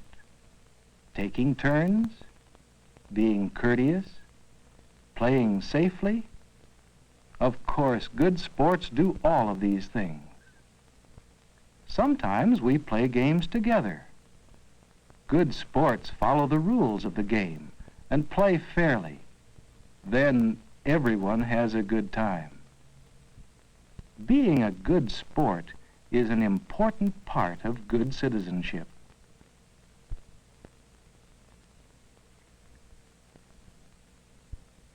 When it is time to paint, these good citizens take turns at the easels.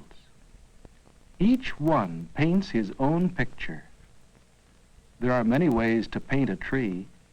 Each tree picture is different because each person uses his own ideas. Often we learn by using our own ideas. At times we learn from other people's ideas. In a free country, many different ideas are important. Ideas that come from good thinking. Good thinking at school helps us all to be better citizens. A safe walk home from school is another sign of a good citizen.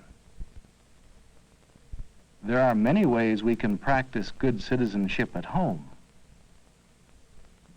Sometimes we bring home a surprise for everyone to enjoy.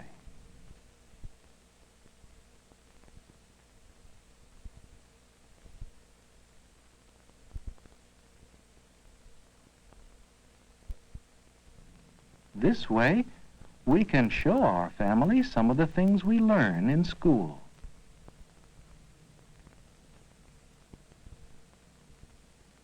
Often we can help Mother in the morning before we leave for school. When we work together, we learn how to do new things. The job gets done faster. Working together cheerfully can be a happy time for everyone. Sometimes we work alone. Parents do many things to help us. We can think of ways to help ourselves and others in our family. A dependable worker does a good job.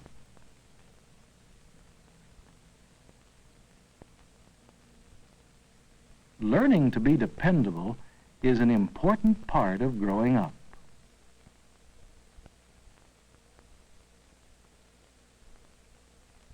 In many homes, each person is responsible for his own jobs.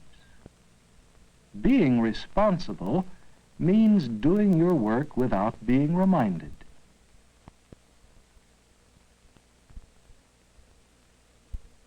Playing alone is a wonderful time to try new ideas, to use your imagination. Using imagination means thinking how to do something in your own special way.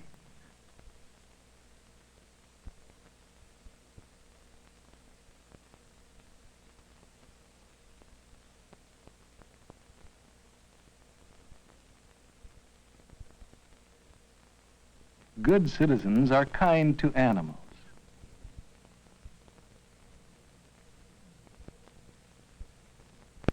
When friendly animals visit your garden, treat them with kindness.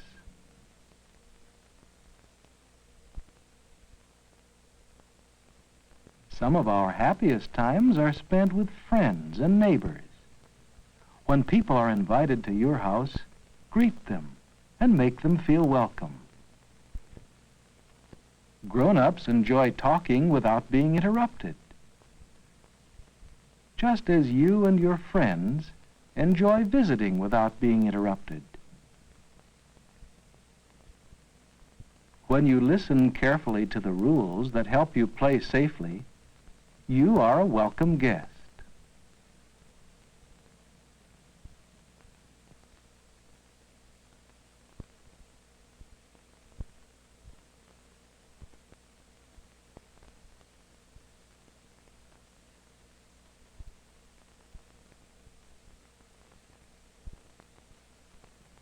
Courtesy, friendliness, and safe play help everyone to have fun when we entertain guests in our home.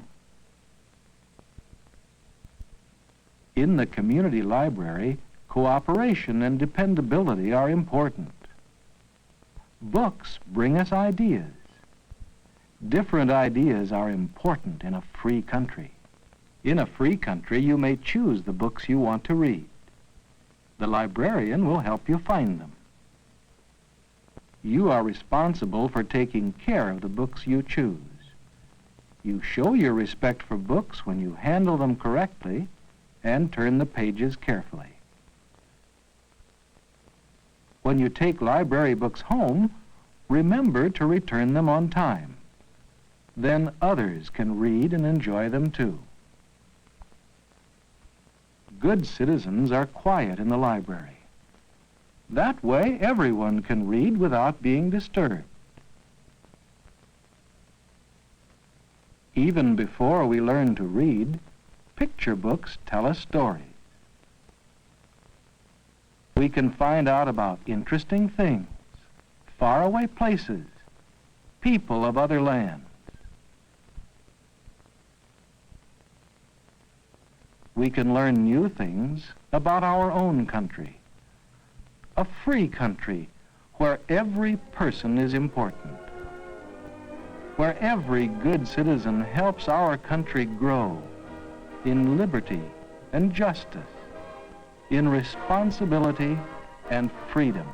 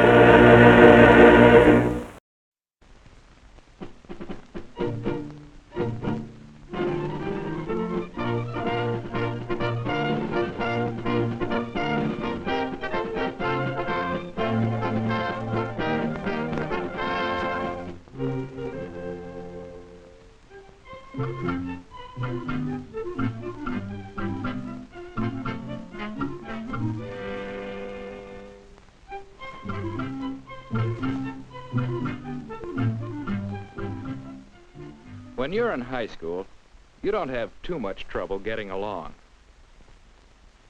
Oh, you have your ups and downs. Things happen. But you know pretty well what you can and can't do. There isn't very much about your life at school that's too difficult, emotionally. You know pretty well what to expect. Yes, most of the time, high school is a pretty comfortable place compared to this. When you're in service, you're going to have to find out again what you can and can't do. You won't know just what to expect. You'll have lots of adjustments to make. Sure, a situation like this is rough. But what are you going to do? You can't cut class, and you can't quit, and you can't talk back. Or if you do, this man just hasn't been able to adjust himself to taking orders. That's a pretty important part of military life, you know. It's one of the big adjustments you're going to have to make.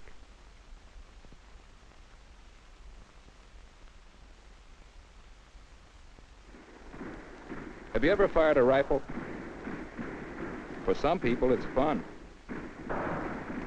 But fun isn't what you're training for in service. This is business. The business of life or death. Military training is education for war. Most of us hate war and the very idea of combat and violence. That's another big adjustment you'll have to make.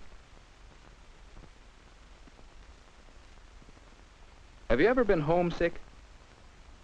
Maybe you thought you never would be. When was the last time you cried? You'll say you gotta stop this. You're a man now, not a kid.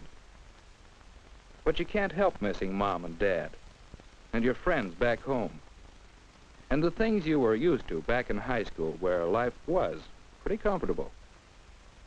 That's another adjustment you're going to have to make. In time, this fellow will be okay.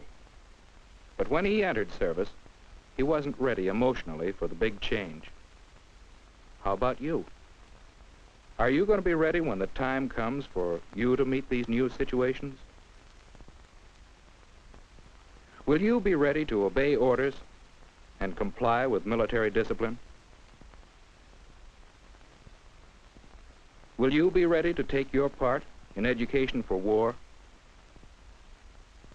Will you be ready to stand on your own, away from your family and friends? How about it? Can you make these adjustments without an emotional upset? Starting now, there's a way for you to get all this in perspective. Take stock of yourself. Think. Well, how do I stack up emotionally? How about last week? Jim was giving out free advice about how to improve my grip. I didn't take it very well. I don't like criticism. How about taking orders? What about the time I was all dressed up for that big date? So, the car wasn't washed. Well, I should have seen to it. Why blame Dad? Who's going to do my work in service? The other day, Jane was playing dress-up with Mother's shoes and my baseball cap. Lose my temper easily, don't I? And then there was the accident. Boy, did I get worked up. Real panicky. Let's face it, I sure need a lot of self-discipline before I enter service. That's right. Take stock of yourself, and then take action. You'll need time, but you can help yourself. An assignment is going up on the board. Orders, from the teacher to the class. But you don't much like taking orders. It annoys you when people tell you what to do or how to do something. All right. Now you can slip by most of the orders you get. But do you want to go on that way? Later on, taking orders will be expected of you, demanded of you. So now's the time to start practicing. Consider all your assignments as orders, and make it your business to follow them. Try to understand the real purpose and what your part is, and why the orders have to be followed to achieve that purpose. If you consider suggestions, advice, assignments as orders now, you'll adjust easier later on. Another part of getting ready for military discipline is developing self-discipline. If you usually duck your responsibilities, it'll pay you to start changing your ways. If there's a job to be done, get it started. Take on responsibility for getting certain things done around the house, at school, in your community. Even if it's a job you don't like, stick it out. Learn to take it. As long as it's your job, do it. Do your best at the jobs you take on, and take on new jobs. Look for things that you can be responsible for. Discipline yourself. Plan to do things, then do them. Later on, you'll have plenty of responsibilities that you'll have to manage. Learning to accept them now will help you over a big hurdle. Later on, you'll find it easier, too, if you've had some experience now being away from home. Have you ever gone off on a summer job with your friends and spent a night in the city on the way? You had a lot of problems, didn't you? Just being on your own. Being limited to the amount of money you could spend. Having to make all your own decisions. Having to make all your own arrangements. While you were away, your folks missed you, sure. But both they and you feel more confident now about that time later on, when you'll be away from home for a much longer period.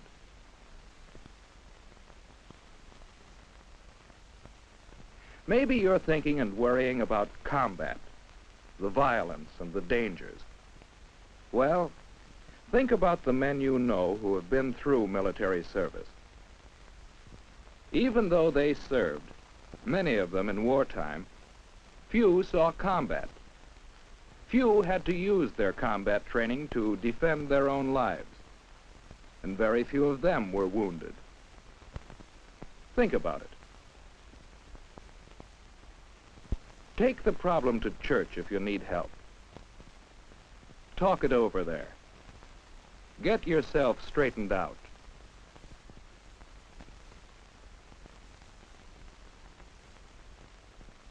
Yes, get yourself ready emotionally, so that when you're away from home, you can adjust to the new situation. Get yourself ready to take your part in education for war. And get ready for discipline and the military situation in general. Learn how to take it, for life in the service can be rough. Or it can be an interesting, new experience. Remember, others have been in service and made out all right. In fact, many millions of fellows like you have faced the same problems and met them successfully. And you can too, even better than they have, if you start now to get ready emotionally for what lies ahead.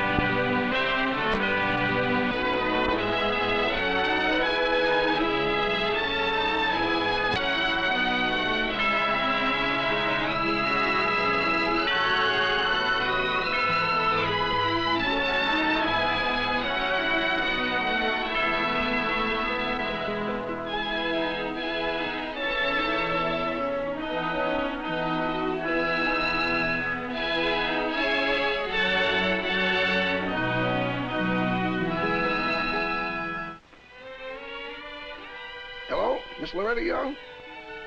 Mr. Bentley's having some people over here at the house tonight, and he'd like to know if you would come. Uh-oh. Miss Young, Mr. Bentley told me to tell you that would be after dinner. That's right. Bye-bye.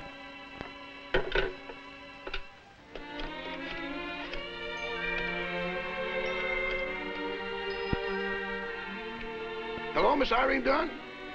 This is Rochester over at Mr. Bentley's house. He'd like to know if you could come over tonight. He told me to be sure to tell you that that's... Oh, that's right. I forgot. You've been here before.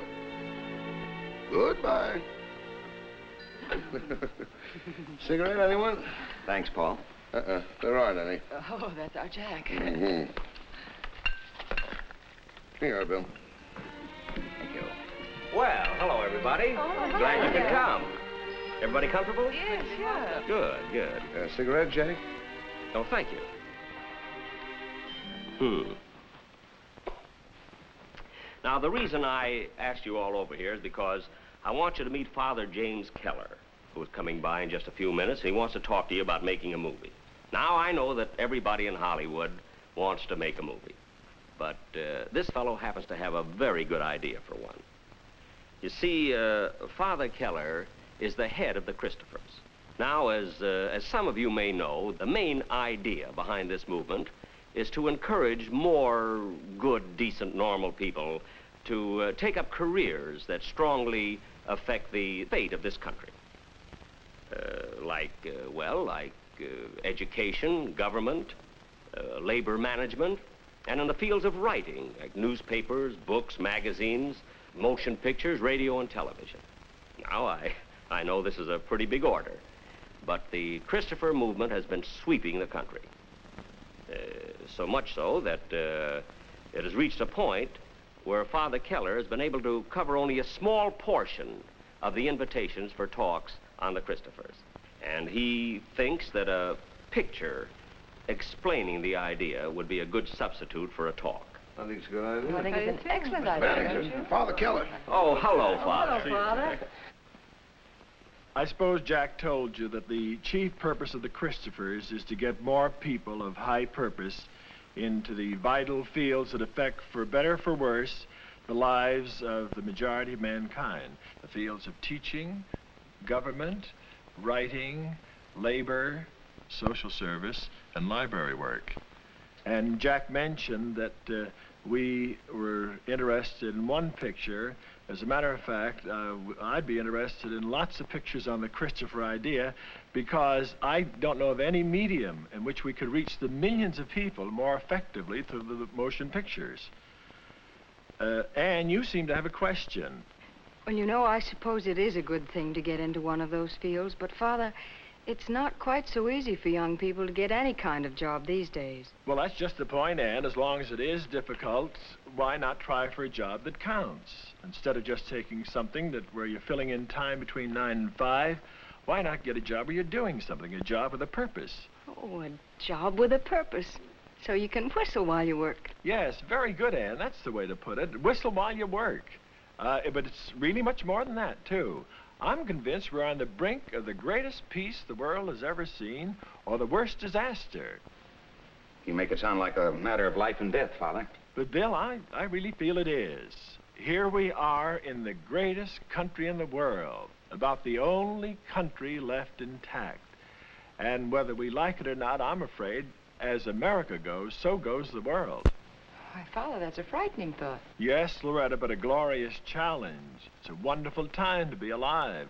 Just think, a little handful of people can change the whole course of history. Well, maybe more than a handful. I mean, just that, a handful. 1% is nothing more than a handful. And just think what that 1% has been doing to mess up the world.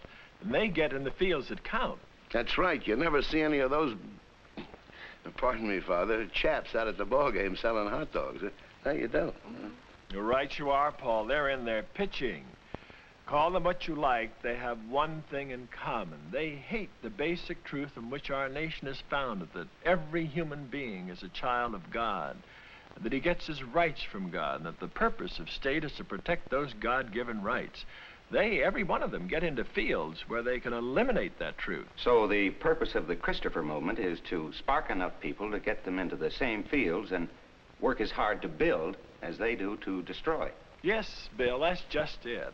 I'm really convinced that we can find enough people who will be fired with the love of God and country, who will gladly get into these vital fields, dedicate their lives, and get into government and teaching and all the rest of these important spheres, and work hard to keep in there that basic truth in which our country is founded, to be for what these other people are against.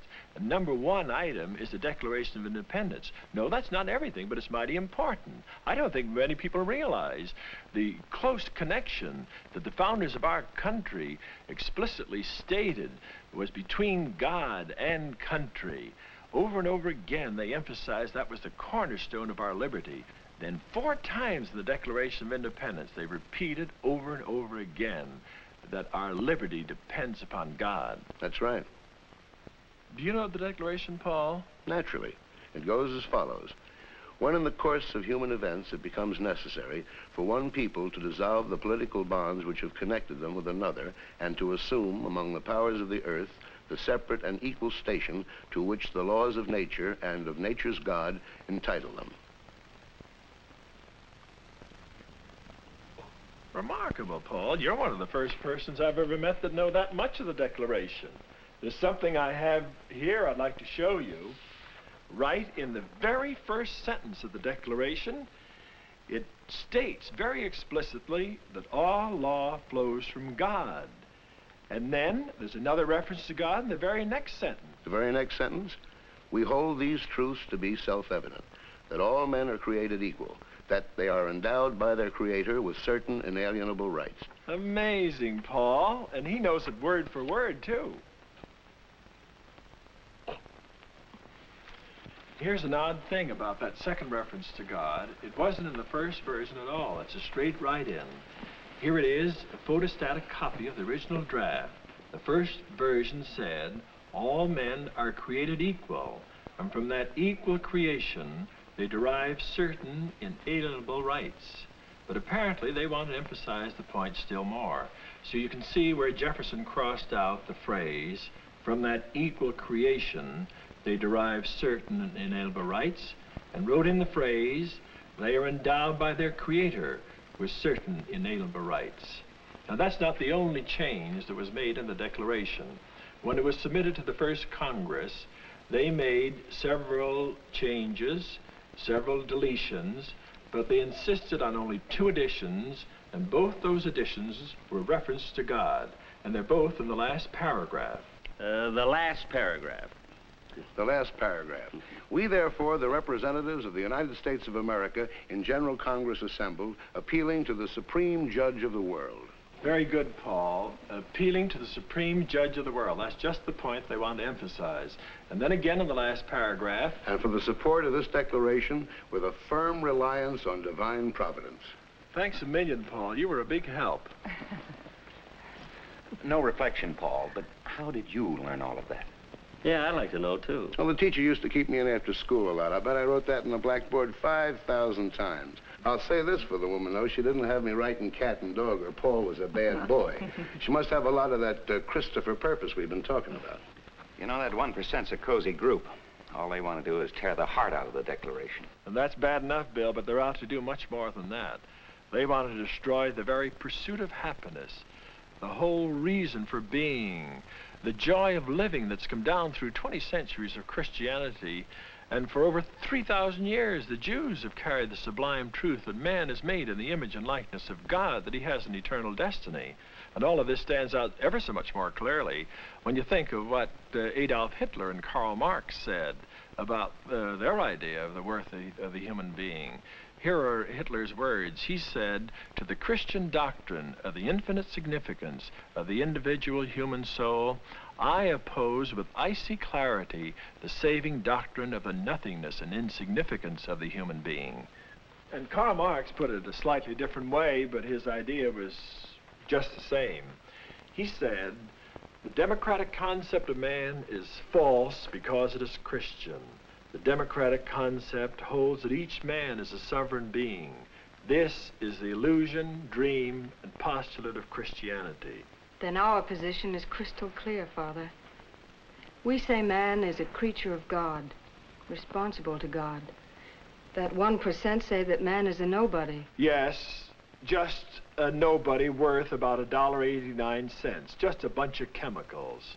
And they don't want men to know his sacred worth, and that's why they swarm into every field they can to eliminate every trace of man's dignity. They want to wipe it out, eliminate it from the face of the earth. Well, is it correct to say, then, that the Christophers are an anti-communist movement? No, the problem as we see it is this. It's getting good people in, getting the good citizen to do his part in saving our country and saving the world.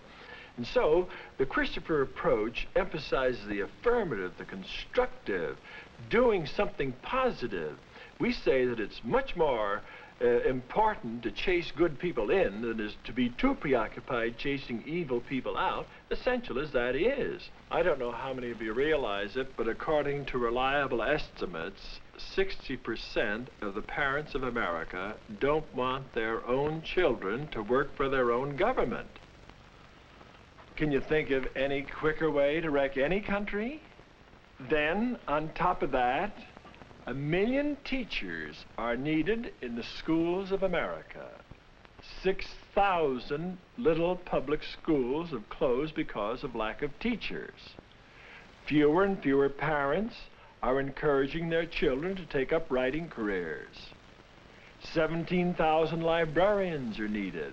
Tens of thousands in the social service field. I could go on, but it's more or less the same old story of what happened in Germany. Most of the good Germans wanted good government, good education, good everything else. But they didn't want to be bothered. They wanted somebody else to do it. You know the old story, everybody wanted to eat, but nobody wanted to cook. We know who wound up doing all the cooking. Yes, Jack, and the world has had indigestion ever since. The Nazis weren't strong in the beginning, but they swarmed into every vital field. The lines were drawn then and the lines are drawn now. We're either for God or against God. If it's the latter, we'll pay the penalty and soon. William Penn said something along that line about being ruled by tyrants. I remember... He said... Those who are not governed by God are ruled by tyrants. Is that what you meant, Irene? Yes, Father, something like he said was what I meant. Well, anyhow, that's where the Christopher approach comes in. We feel that something can be done, and soon. As soon as there are more people turning on lights than they're turning them off, there'll be a wonderful change for the better. Just recently, I finished a quick trip around the country. I gave talks in 23 cities, 95 talks, a little over 4 weeks. Every place you go, you find wonderful people, all ready and set to do something to change the world for the better. Yes, Father, the woods are full of good people. Now all we have to do is get them out of the woods. Father, you mentioned that you had been all over the country and you met some very fine people. Could you give us an example, for instance, of some constructive thing that has been done? I certainly can, Loretta. I can give you hundreds of them. But here's one that I think will interest you in particular. I was down in Texas not long ago, and I met this 23-year-old Baptist school teacher. She said she'd read an article about the Christophers in a magazine. And the point that she liked best was its emphasis on what little people can do to change the world for the better. She said, and it was wonderful to hear the way she said it, she said, you know, for the first time in my life did I realize a little person like myself counts. And then she went on to explain that she was teaching in schools. It was hard work and so forth. But she said, most of the girls I know are getting out of the teaching field. They say there's not enough money in it. The pay is too low. Well, after all, Father, they do have a point. They don't make very much money, do they? That's right. Well, there's something Father, in there. Is it even a living wage? Well, I think for most it is, Loretta. It's a living wage, but for many not. And that's part of our job, to get a better wage for them, too. But this girl had a very fine solution for the present. She said she was going to stay in there teaching, And moreover, and this was the important point, she said, I'm going to become a committee of one and get as many girls as I can to get in the teaching field. It was wonderful to hear her enthusiasm. And then she said, I got my first recruit yesterday. Father, tell them one about the young fellow in the gas station. Oh, yes, there's a nice point to that story, Jack. This young Negro student was working his way through college, trying to support his family. He had a job at a filling station. A little bit of prejudice developed, and about 10 or 12 people stopped buying gasoline. The man, or the owner of the station, was quite worried. It was only a small business that he had, and he felt that he had to let the man go. Word got around, and this little housewife heard about it, and she felt she should do something. She'd caught this Christopher idea. She should reach out to the world, and here was a specific opportunity. So in a very nice way, she walked down to the station and asked if there was anything she could do. And this man was so surprised. He said, well, you're the first one that's offered to do anything. Everybody's complaining. Nobody's doing anything. But she said, how many customers would you lose if you kept him? Well, he said, I don't know, about 20 maybe. She said, if I go out and get you 20 new customers, will you keep them? He said, I certainly will. She went out and got 25 new customers. One of the big magazines picked up the story and carried it to at least 15 million readers. I dare say that maybe 1 million people have done things through her example. She wanted to reach the world. Well, she did reach the world. Father, I read a story in Reader's Digest about that Russian school teacher, Madame Kasenkina, wasn't that her name? Now, wasn't that in some way connected with the Christophers? I think that's an ideal story to illustrate what one little person can do. Some time ago, I talked with a young couple who live on a farm in Connecticut about the Christopher idea. This young couple have a wonderful farm, 6 children and 64 cows. And when I talked about the Christophers to this lady, she said, listen, we got enough to do right here. And furthermore, we're buried off here in the middle of Connecticut. And I said to her, I said, well, I don't care whether you're buried in the middle of Alaska. You can still do something to help the world. The world needs people like you. Well, I thought I'd hear nothing about it. 6 months later, she was sitting at breakfast with her husband and read in the morning paper about this Madame Kasenkina, the Russian school teacher who'd been taken a prisoner. I imagine 100 million people read about it and said, isn't that too bad? And then turned to the want ads or something like that. You know the old story. She turned to her husband. She says, Dan, we can't allow a thing like this to happen in our country. Let's do something about it. He said, fine, I'm with you. Her brother, a young lawyer, came up from New York for a quiet weekend. No sooner does he get in the house than Louise goes right at him. She says, Peter, we must do something to help that poor school teacher. He wants to get out of it. He says, forget it. After all, it's not our business. And she turns to him, she says, it isn't our business? If it isn't our business, whose business is it? Well, he was sparked. He went right through with it. He got a group in New York to help him obtain a subpoena. He carried it himself over to the Russian consulate. He stood across the street wondering how he would ever get in the hands of the Russian consul general. He was standing there hoping and praying for something to happen. Something did happen. Up drove the Russian consul general, steps out of his car, hurries up to the front door, and fortunately left his key inside. And he rang the bell. Meanwhile, Pete saw what was happening. He rushes across the street, and it was quite a job, but he got the subpoena in the hands of the Russian consul general. Well, everything began to happen. The word of this went all over the world by radio. And by a strange course of events, it went right into the room on the 3rd floor of the Russian consulate, where there had been a radio left by accident, and here, seated, a prisoner, was this Russian school teacher. She told us afterwards that when she heard her name over the radio, when she looked out and saw hundreds of people milling around outside, she came to just one conclusion, Somebody in America was fighting for her. She didn't know who it was, but it thrilled her so much she just wanted to jump into America. But how could she do that? She went to the window, and as she looked out, here she was on the 3rd floor. But that wouldn't stop her. Nothing was going to stop her if she could just save her life. Anything. She saw a wire stretched across the courtyard. She felt if she could only hit that, it might break her fall and save her. She jumped. She nearly tore off her hand, but it broke her fall, and she was very seriously injured. It took her months to recover. But when she did recover, she had only one request, and that was to see the one person who had thought out into the world to help a little person like her. Oh, Father, that's a marvelous story, and that's what the Christophers can do, huh? I could tell you thousands of stories like these. Each one emphasizes over and over again the big things that little people can do. I'm convinced that God will bless any old fool who will try.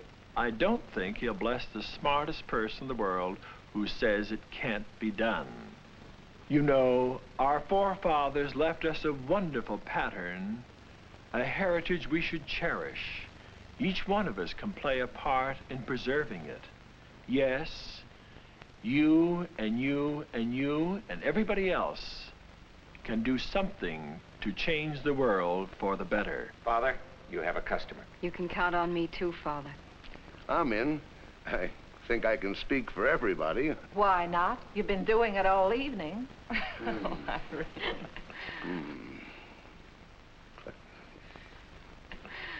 Father, I think what Paul means is that you don't have to take a vote. You can have a boost from all of us here. Because I really believe that everybody here is thrilled with the idea that all over the country are simple enough and wise enough to know that if you don't belong to the human family, you don't belong to anything.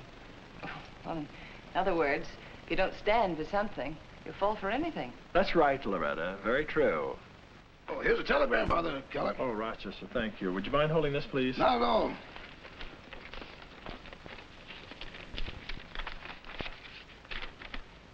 Oh, it's from Bob Hope. He wants me to phone him. Bob? Yeah. Oh, I'll get him for you. I'll get him on the phone. See, he lives right over here in North Hollywood. It's no distance at all, you know. Maybe, but that telegram says from Houston, Texas. Father, don't you think it'd be better to send Bob, write him a letter? You see, sometimes the written word, you can get so much more out of it. You know? Yeah, I know how you feel, Yeah. Jack, but Bob says phone him and right away. If it makes any difference, I'll be glad to. Oh, now, wait a minute. No. Now, Father, please, no, certainly not. I'll get him on the phone for you. Yeah. What's the number? Jackson 4219. Houston, Texas. I know about Houston. I know it. Oh, operator, I'd like to get Mr. Bob Hope, please, in Houston, Texas. Yeah, the number is Jackson 4219. Gee, Jack, I hate to put you to this expense. Oh, listen, Father, let me explain something to you. Believe me, on the radio, I'm supposed to be a real cheap, stingy character, you see, but that's only to get laughs, that's all. You have to get laughs, but don't confuse that with the real me, because in real life, I'm not like that at all, you know. Certainly not.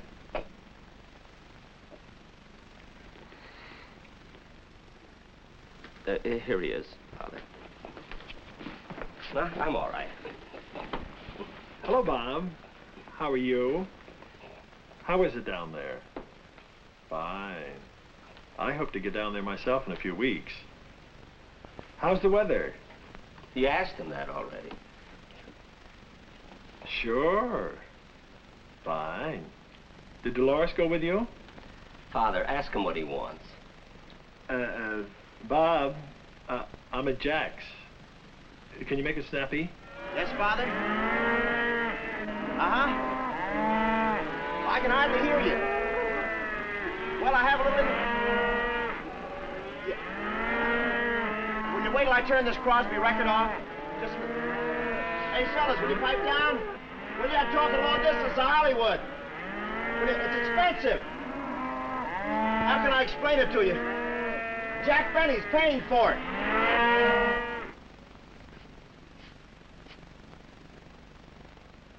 Father, I just saw a miracle. Must be radio fans. Hey, Father, I'm sorry I wasn't at Jack Benny's house for the meeting. But I just want you to know I'm behind this project for the Christophers. Well, it seems like a good idea to me, getting the people back to the basic idea behind the Declaration of Independence. Yeah, you couldn't push a better product. Seems to me you don't hear much anymore about the Declaration. All you hear about is the Constitution and the Bill of Rights. But let's not forget for a moment that they don't add up to much if you pass up the Declaration. Yeah, and I'm sure there's a lot of folks here in Texas will be behind you. It's just their dish. Good luck, Father. Thanks a lot. I'll be seeing you. Bye-bye. Jack, I can't begin to thank you for this. It's marvelous. Don't thank me, Father. I want to thank you for the chance to help out on an idea as important as this. And of all the things you mentioned, the one that stands out in my mind is the part about the Declaration of Independence. Jack, it stood out in somebody else's mind, too. I wanted to tell the rest about it, but I didn't dare take any more of their time. I have a copy here of Lincoln's lost speech. If I may, I'd leave it with you. Well, Notice his magnificent language. Just read a bit of that. 1858. This was their lofty and wise and noble understanding of the justice of the Creator to his creatures, to the whole great family of man. In their enlightened belief, nothing stamped with the divine image and likeness was sent into the world to be trodden on and degraded and embruted by its fellows. Now, my countrymen, if you have been taught doctrines which conflict with the great landmarks of the Declaration of Independence, if you have listened to suggestions which would take from its grandeur and mutilate the symmetry of its proportions, if you have been inclined to believe that all men are not created equal in those inalienable rights enumerated by our Charter of Liberty, let me entreat you to come back.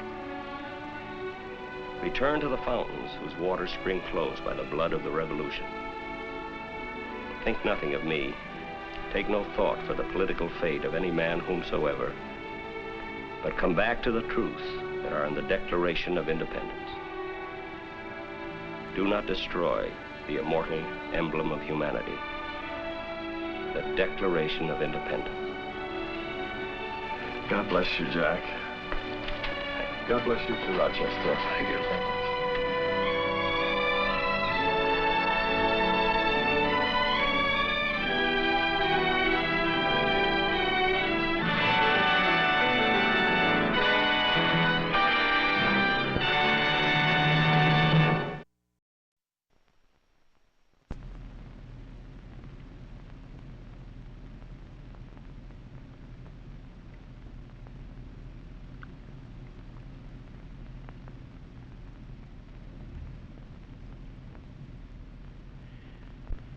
You can roughly locate any community in the world somewhere along a scale running all the way from democracy to despotism.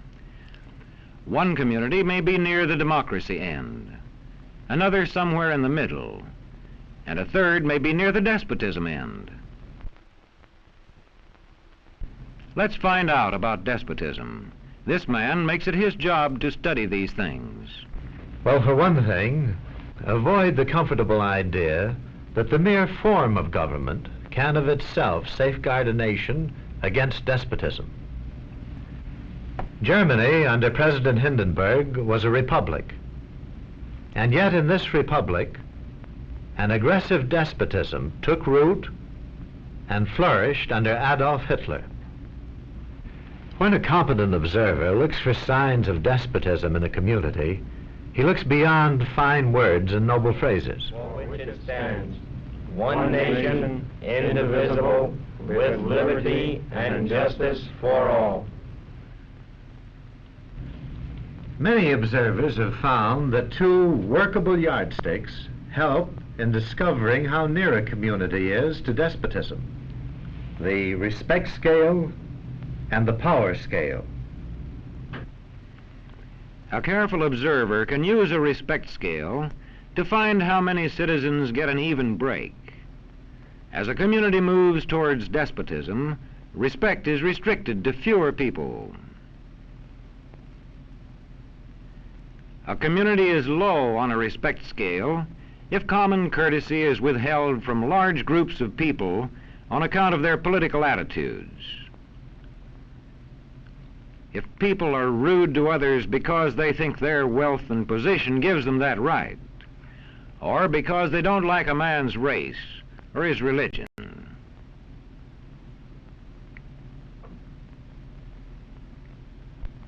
Equal opportunity for all citizens to develop useful skills is one basis for rating a community on a respect scale. The opportunity to develop useful skills is important, but not enough. The equally important opportunity to put skills to use is a further test on a respect scale.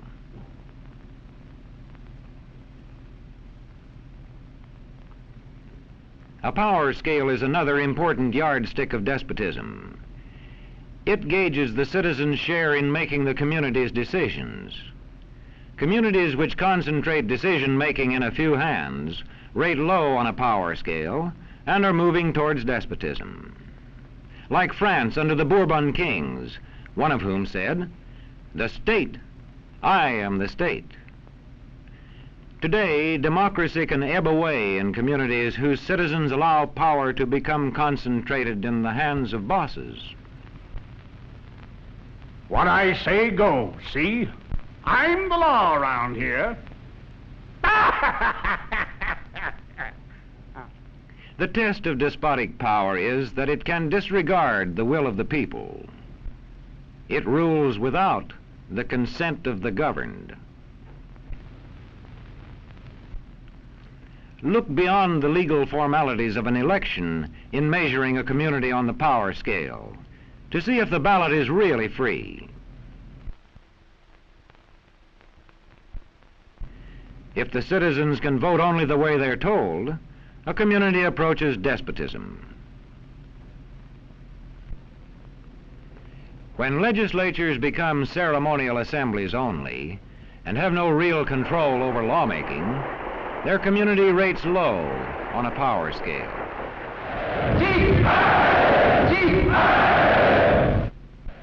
In a downright despotism, opposition is dangerous, whether the despotism is official or whether it is unofficial.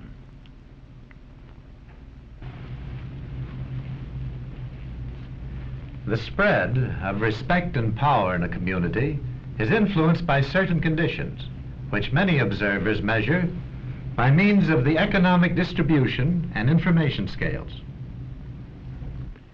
If a community's economic distribution becomes slanted, its middle-income groups grow smaller, and despotism stands a better chance to gain a foothold. Where land is privately owned, one sign of a poorly balanced economy is the concentration of land ownership in the hands of a very small number of people. When farmers lose their farms, they lose their independence. This one can stay on, but not as his own boss anymore. To the extent that this condition exists throughout a nation, the likelihood of despotism is increased. In communities which depend almost entirely on a single industry, such as a factory or mine, maintaining economic balance is a challenging problem.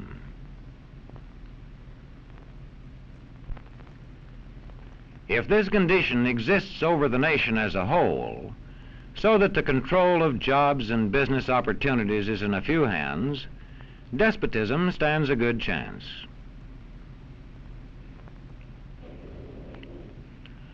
Another sign of a poorly balanced economy is a taxation system that presses heaviest on those least able to pay. A larger part of a small income is spent on necessities such as food. Sales taxes on such necessities hit the small income harder. In the days of the salt tax, feudal despotisms were partly sustained by this and other forms of sales tax.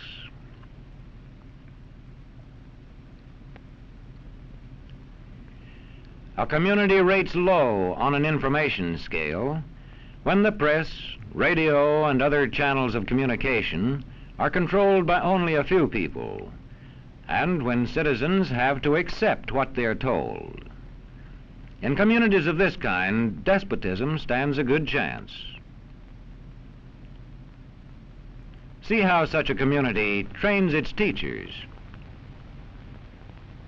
Bear this in mind.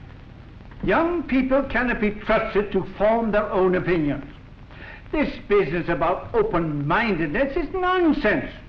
It's a waste of time trying to teach students to think for themselves. It's our job to tell them. And when teachers put such training into practice, despotism stands a good chance. These children are being taught to accept uncritically whatever they're told. Questions are not encouraged. How can you ask such a question?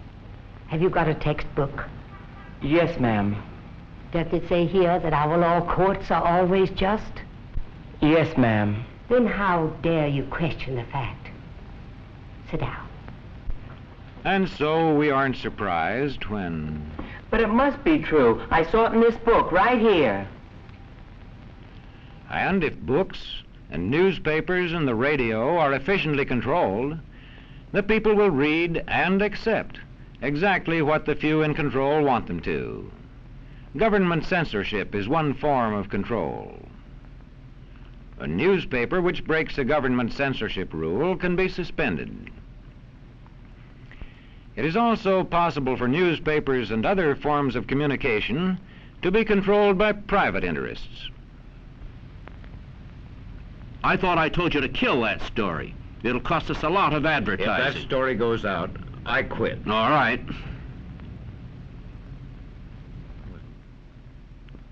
What sort of community do you live in? Where would you place it on a democracy-despotism scale? To find out, you can rate it on a respect scale and a power scale. And to find out what way it is likely to go in the future, you can rate it on economic distribution and information scales. The lower your community rates on economic distribution and information scales, the lower it is likely to rate on respect and power scales, and thus to approach despotism.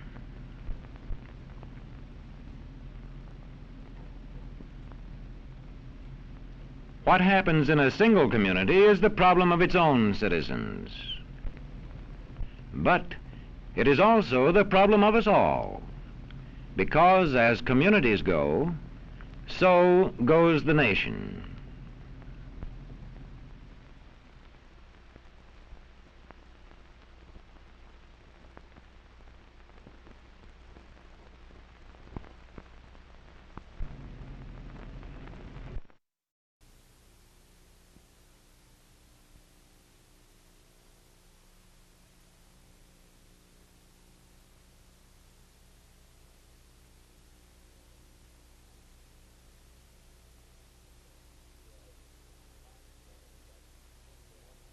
ECS 527, 1 Echo, 75 PA. Ethnic Contributions to America. Indian Field, Carlisle Barracks. Cameraman, Spec 5 Lewin. Camera roll, number 1. Sound roll, number 1. 6 September 75. Specialist 5, Maori Audio. Wild track of people getting Cokes and hot dogs.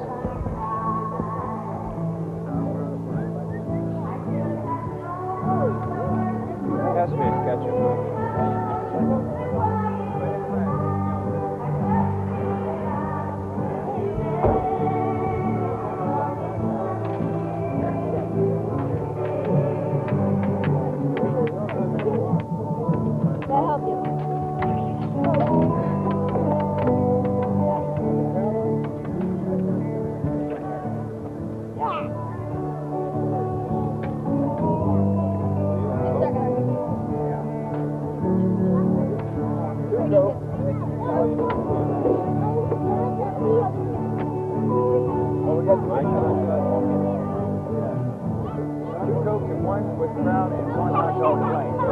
Well, which one?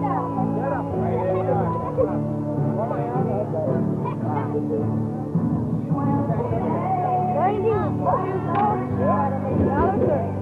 have a car you ready?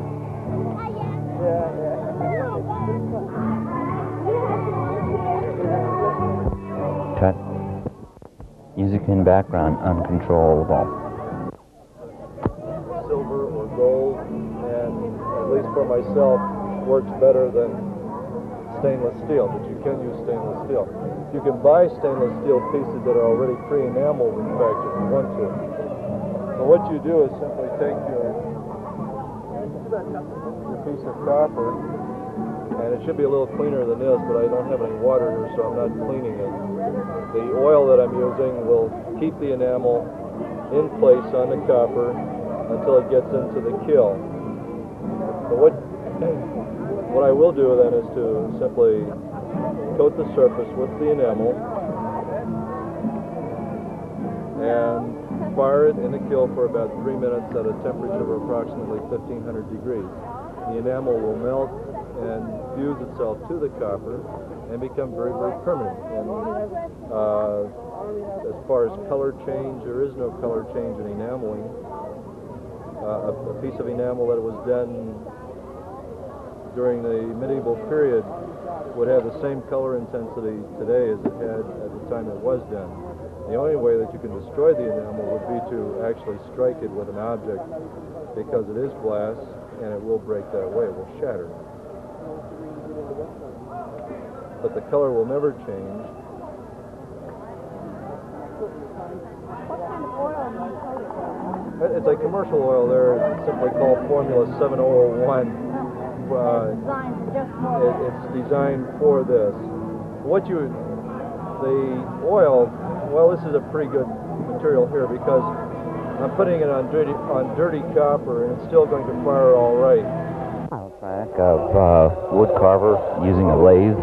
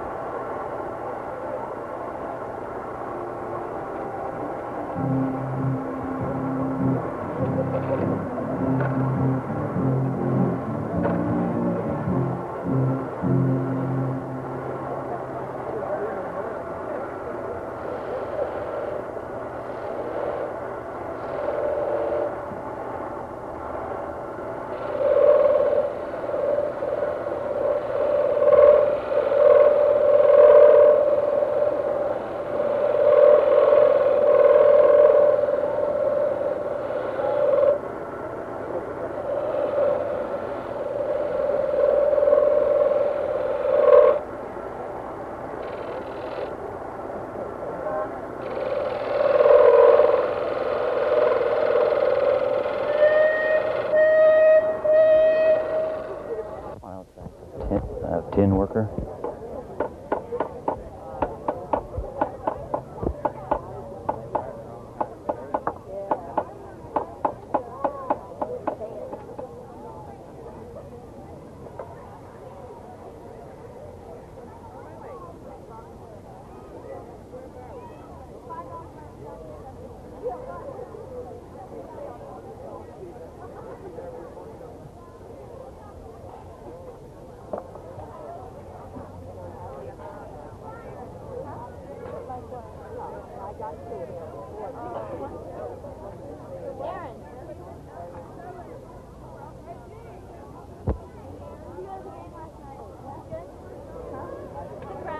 Track of dulcimer making.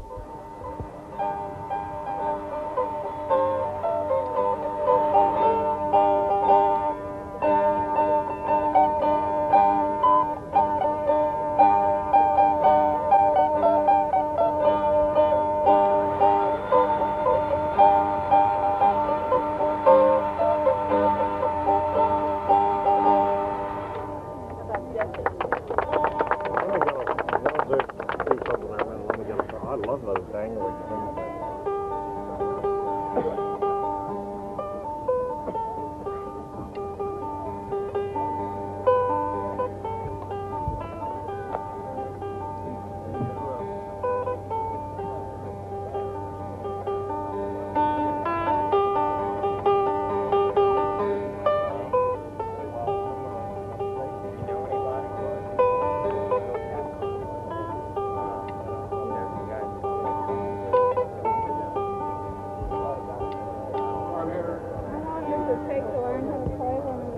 listen, because this is do. You only play on the first string. So it's kind of like picking out with one finger on the piano. These two are constant drones in the back. So this is do. And then you just add it back to it.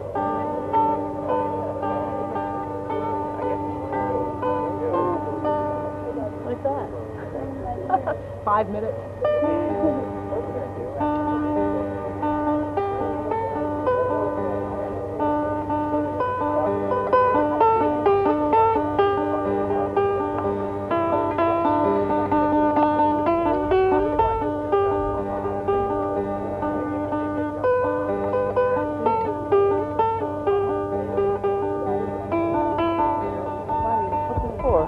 Will match with Iser's film. Wild track of whole assembly area, all the crafts, all the crowd noise.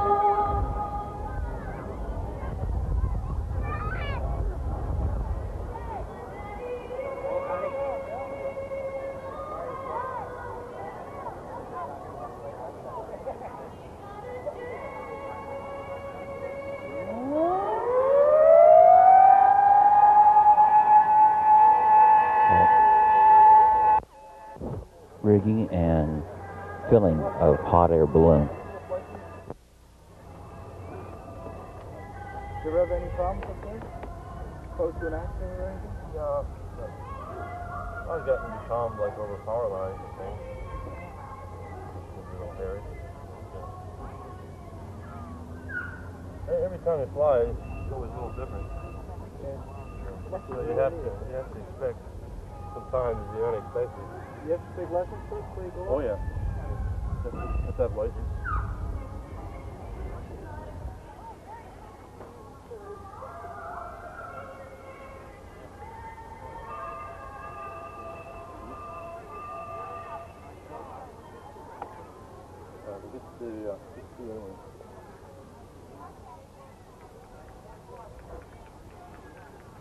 How do you get up there? 3,000 feet? You have to get the end and pull that part. You gotta straighten it out.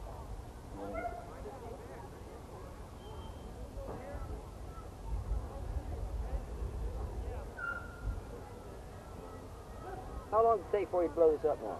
About, we're going about 5 minutes. And after you get it going, how long till you get it inflated?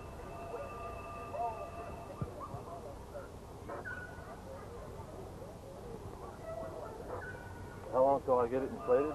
Well, I'll be ready to inflate in a couple minutes, and it'll be about 10 minutes to inflate. Depends on the wind. If the wind cooperates a little bit. Hey, the next time, let's let somebody know about that. Heart attack here.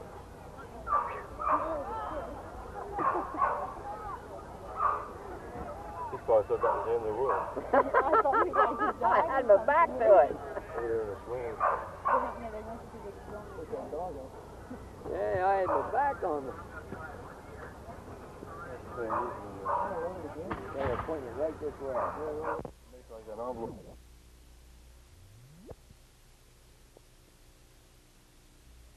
Make like an envelope here to trap the air. Okay? And then that's till we get the cold air in. Alright? Now, after we go to put the hot air in, we'll take this hoop on the end of the skirt here, take the hoop and this bottom tape, put this thing over, kind of hold them together. And then anything else is excess, flip it over, kind of roll it up out of the way, so we have a big square opening right here. Alright? Okay, you might as well just sit that down for a minute until I find out if they're ready. Are you supposed to take off at 12:15? Right. Well, I better start inflating now. Right. Okay. Now, the thing of it is... I was going to say, maybe you better tell the general to come over here because you might... The general want to ride with you? Well, he wants to go for a tethered ride with me. Now, the thing of it is, if the flat stays down where it is now, there won't be too much of a problem. Wait a minute, we'll find his location first. Yeah, why don't we do that? Which one gets the gas?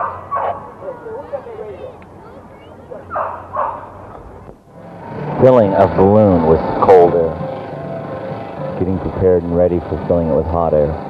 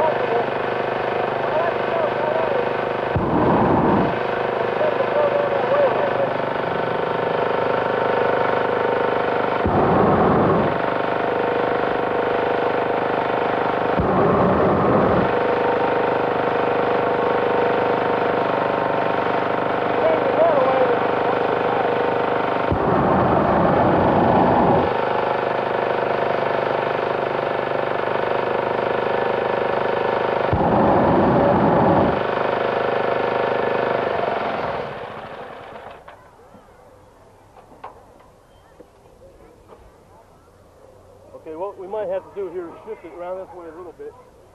Tend to blow in on that side. That's it, good.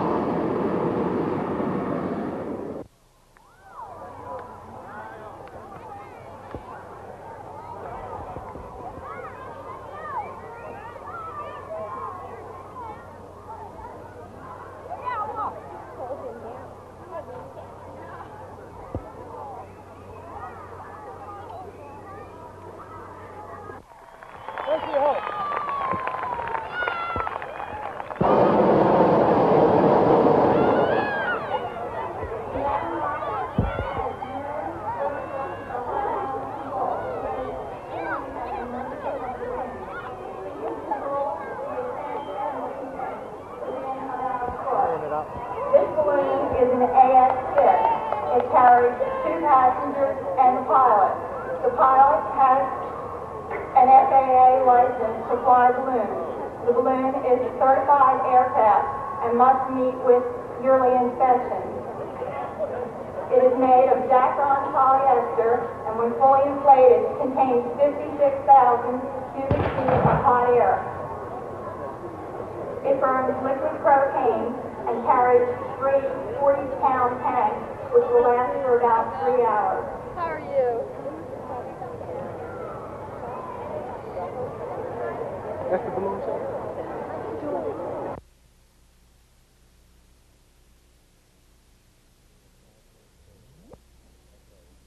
TCS 527-1 Echo 75 Pennsylvania. Ethnic contributions to America. Indian Field, Carlisle Barracks. Cameraman McNeil, Iser, Lowen, Ryan. Sound roll number 2, 6 September 75. Specialist 5 Maori Audio.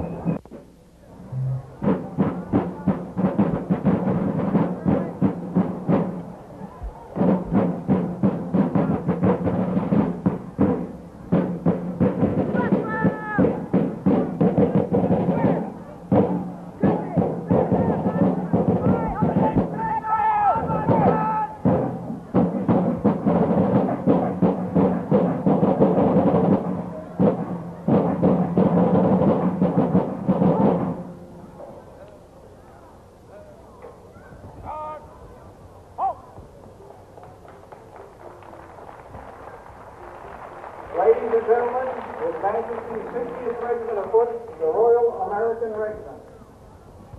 Two anthems were played in English court in the 1750s. God Save the King, which was a favorite of George II, and Rule Britannia, which still recalls the romantic days of exploration, discovery, and empire. The pipes and drums of the Royal American Regiment play them now. The regimental and King's colors will pass in review during the playing of Rule Britannia. God save the King! God save the King!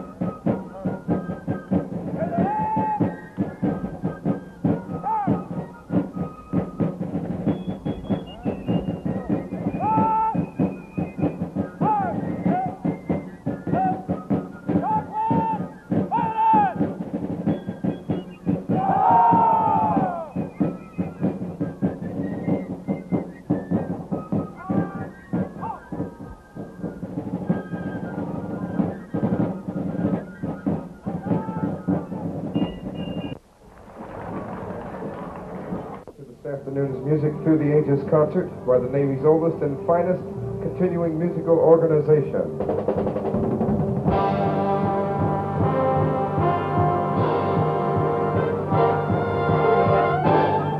Presenting the United States Naval Academy Band.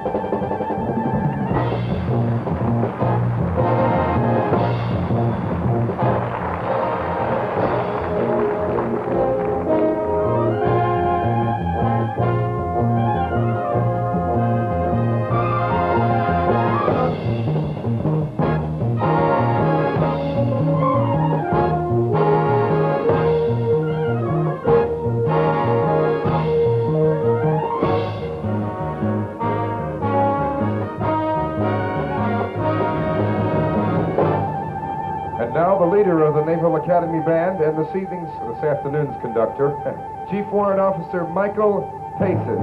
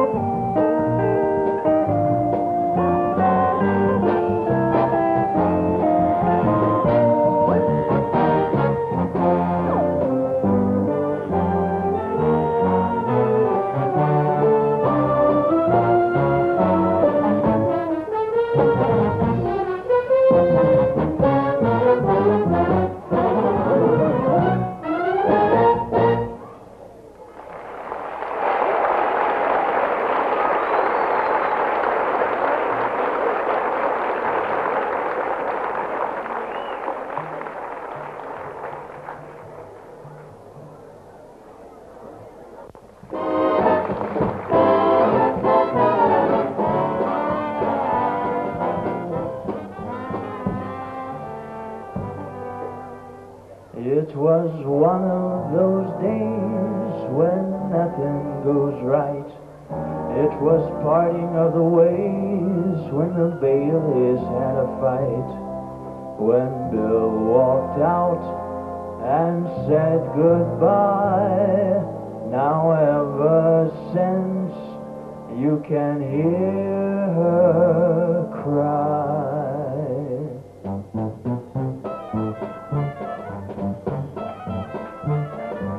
Won't you come home, Bill Bailey? Won't you come home? She moaned the whole day long. Said I'll do the cooking, honey, and I'll pay the rent. Well, I know I've done you wrong. Remember that rainy evening that I threw you out with nothing but a fine-tooth comb? Well, I know I'm to blame, now it ain't that a shame. Bill Bailey, won't you please come home?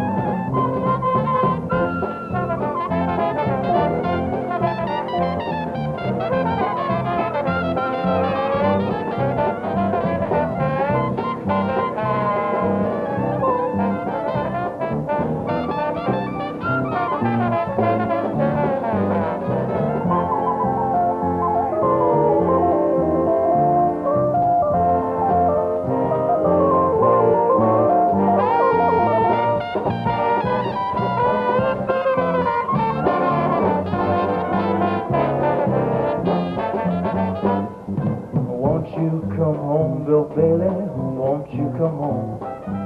I've got a broken heart. You left me sad and lonely, I feel so blue. Why did we have to part? I'll never find another to take a place. Makes no difference where I roam. So please hear my plea and come back to me. Bill Bailey, won't you please? Bill Bailey, won't you please? Bill Bailey, won't you please come home?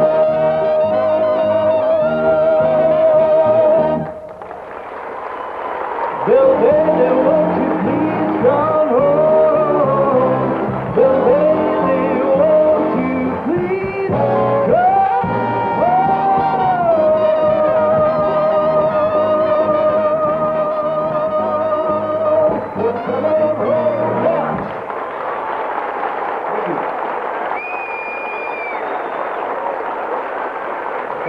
Ladies and gentlemen, several featured soloists throughout that tune. Also, the career of America's finest composer began in a tenement flat high above New York's East Side. From the streets below rose a barrage of city sounds, the incessant clopping of dray horses, the shrieks of youngsters as they played kick the can.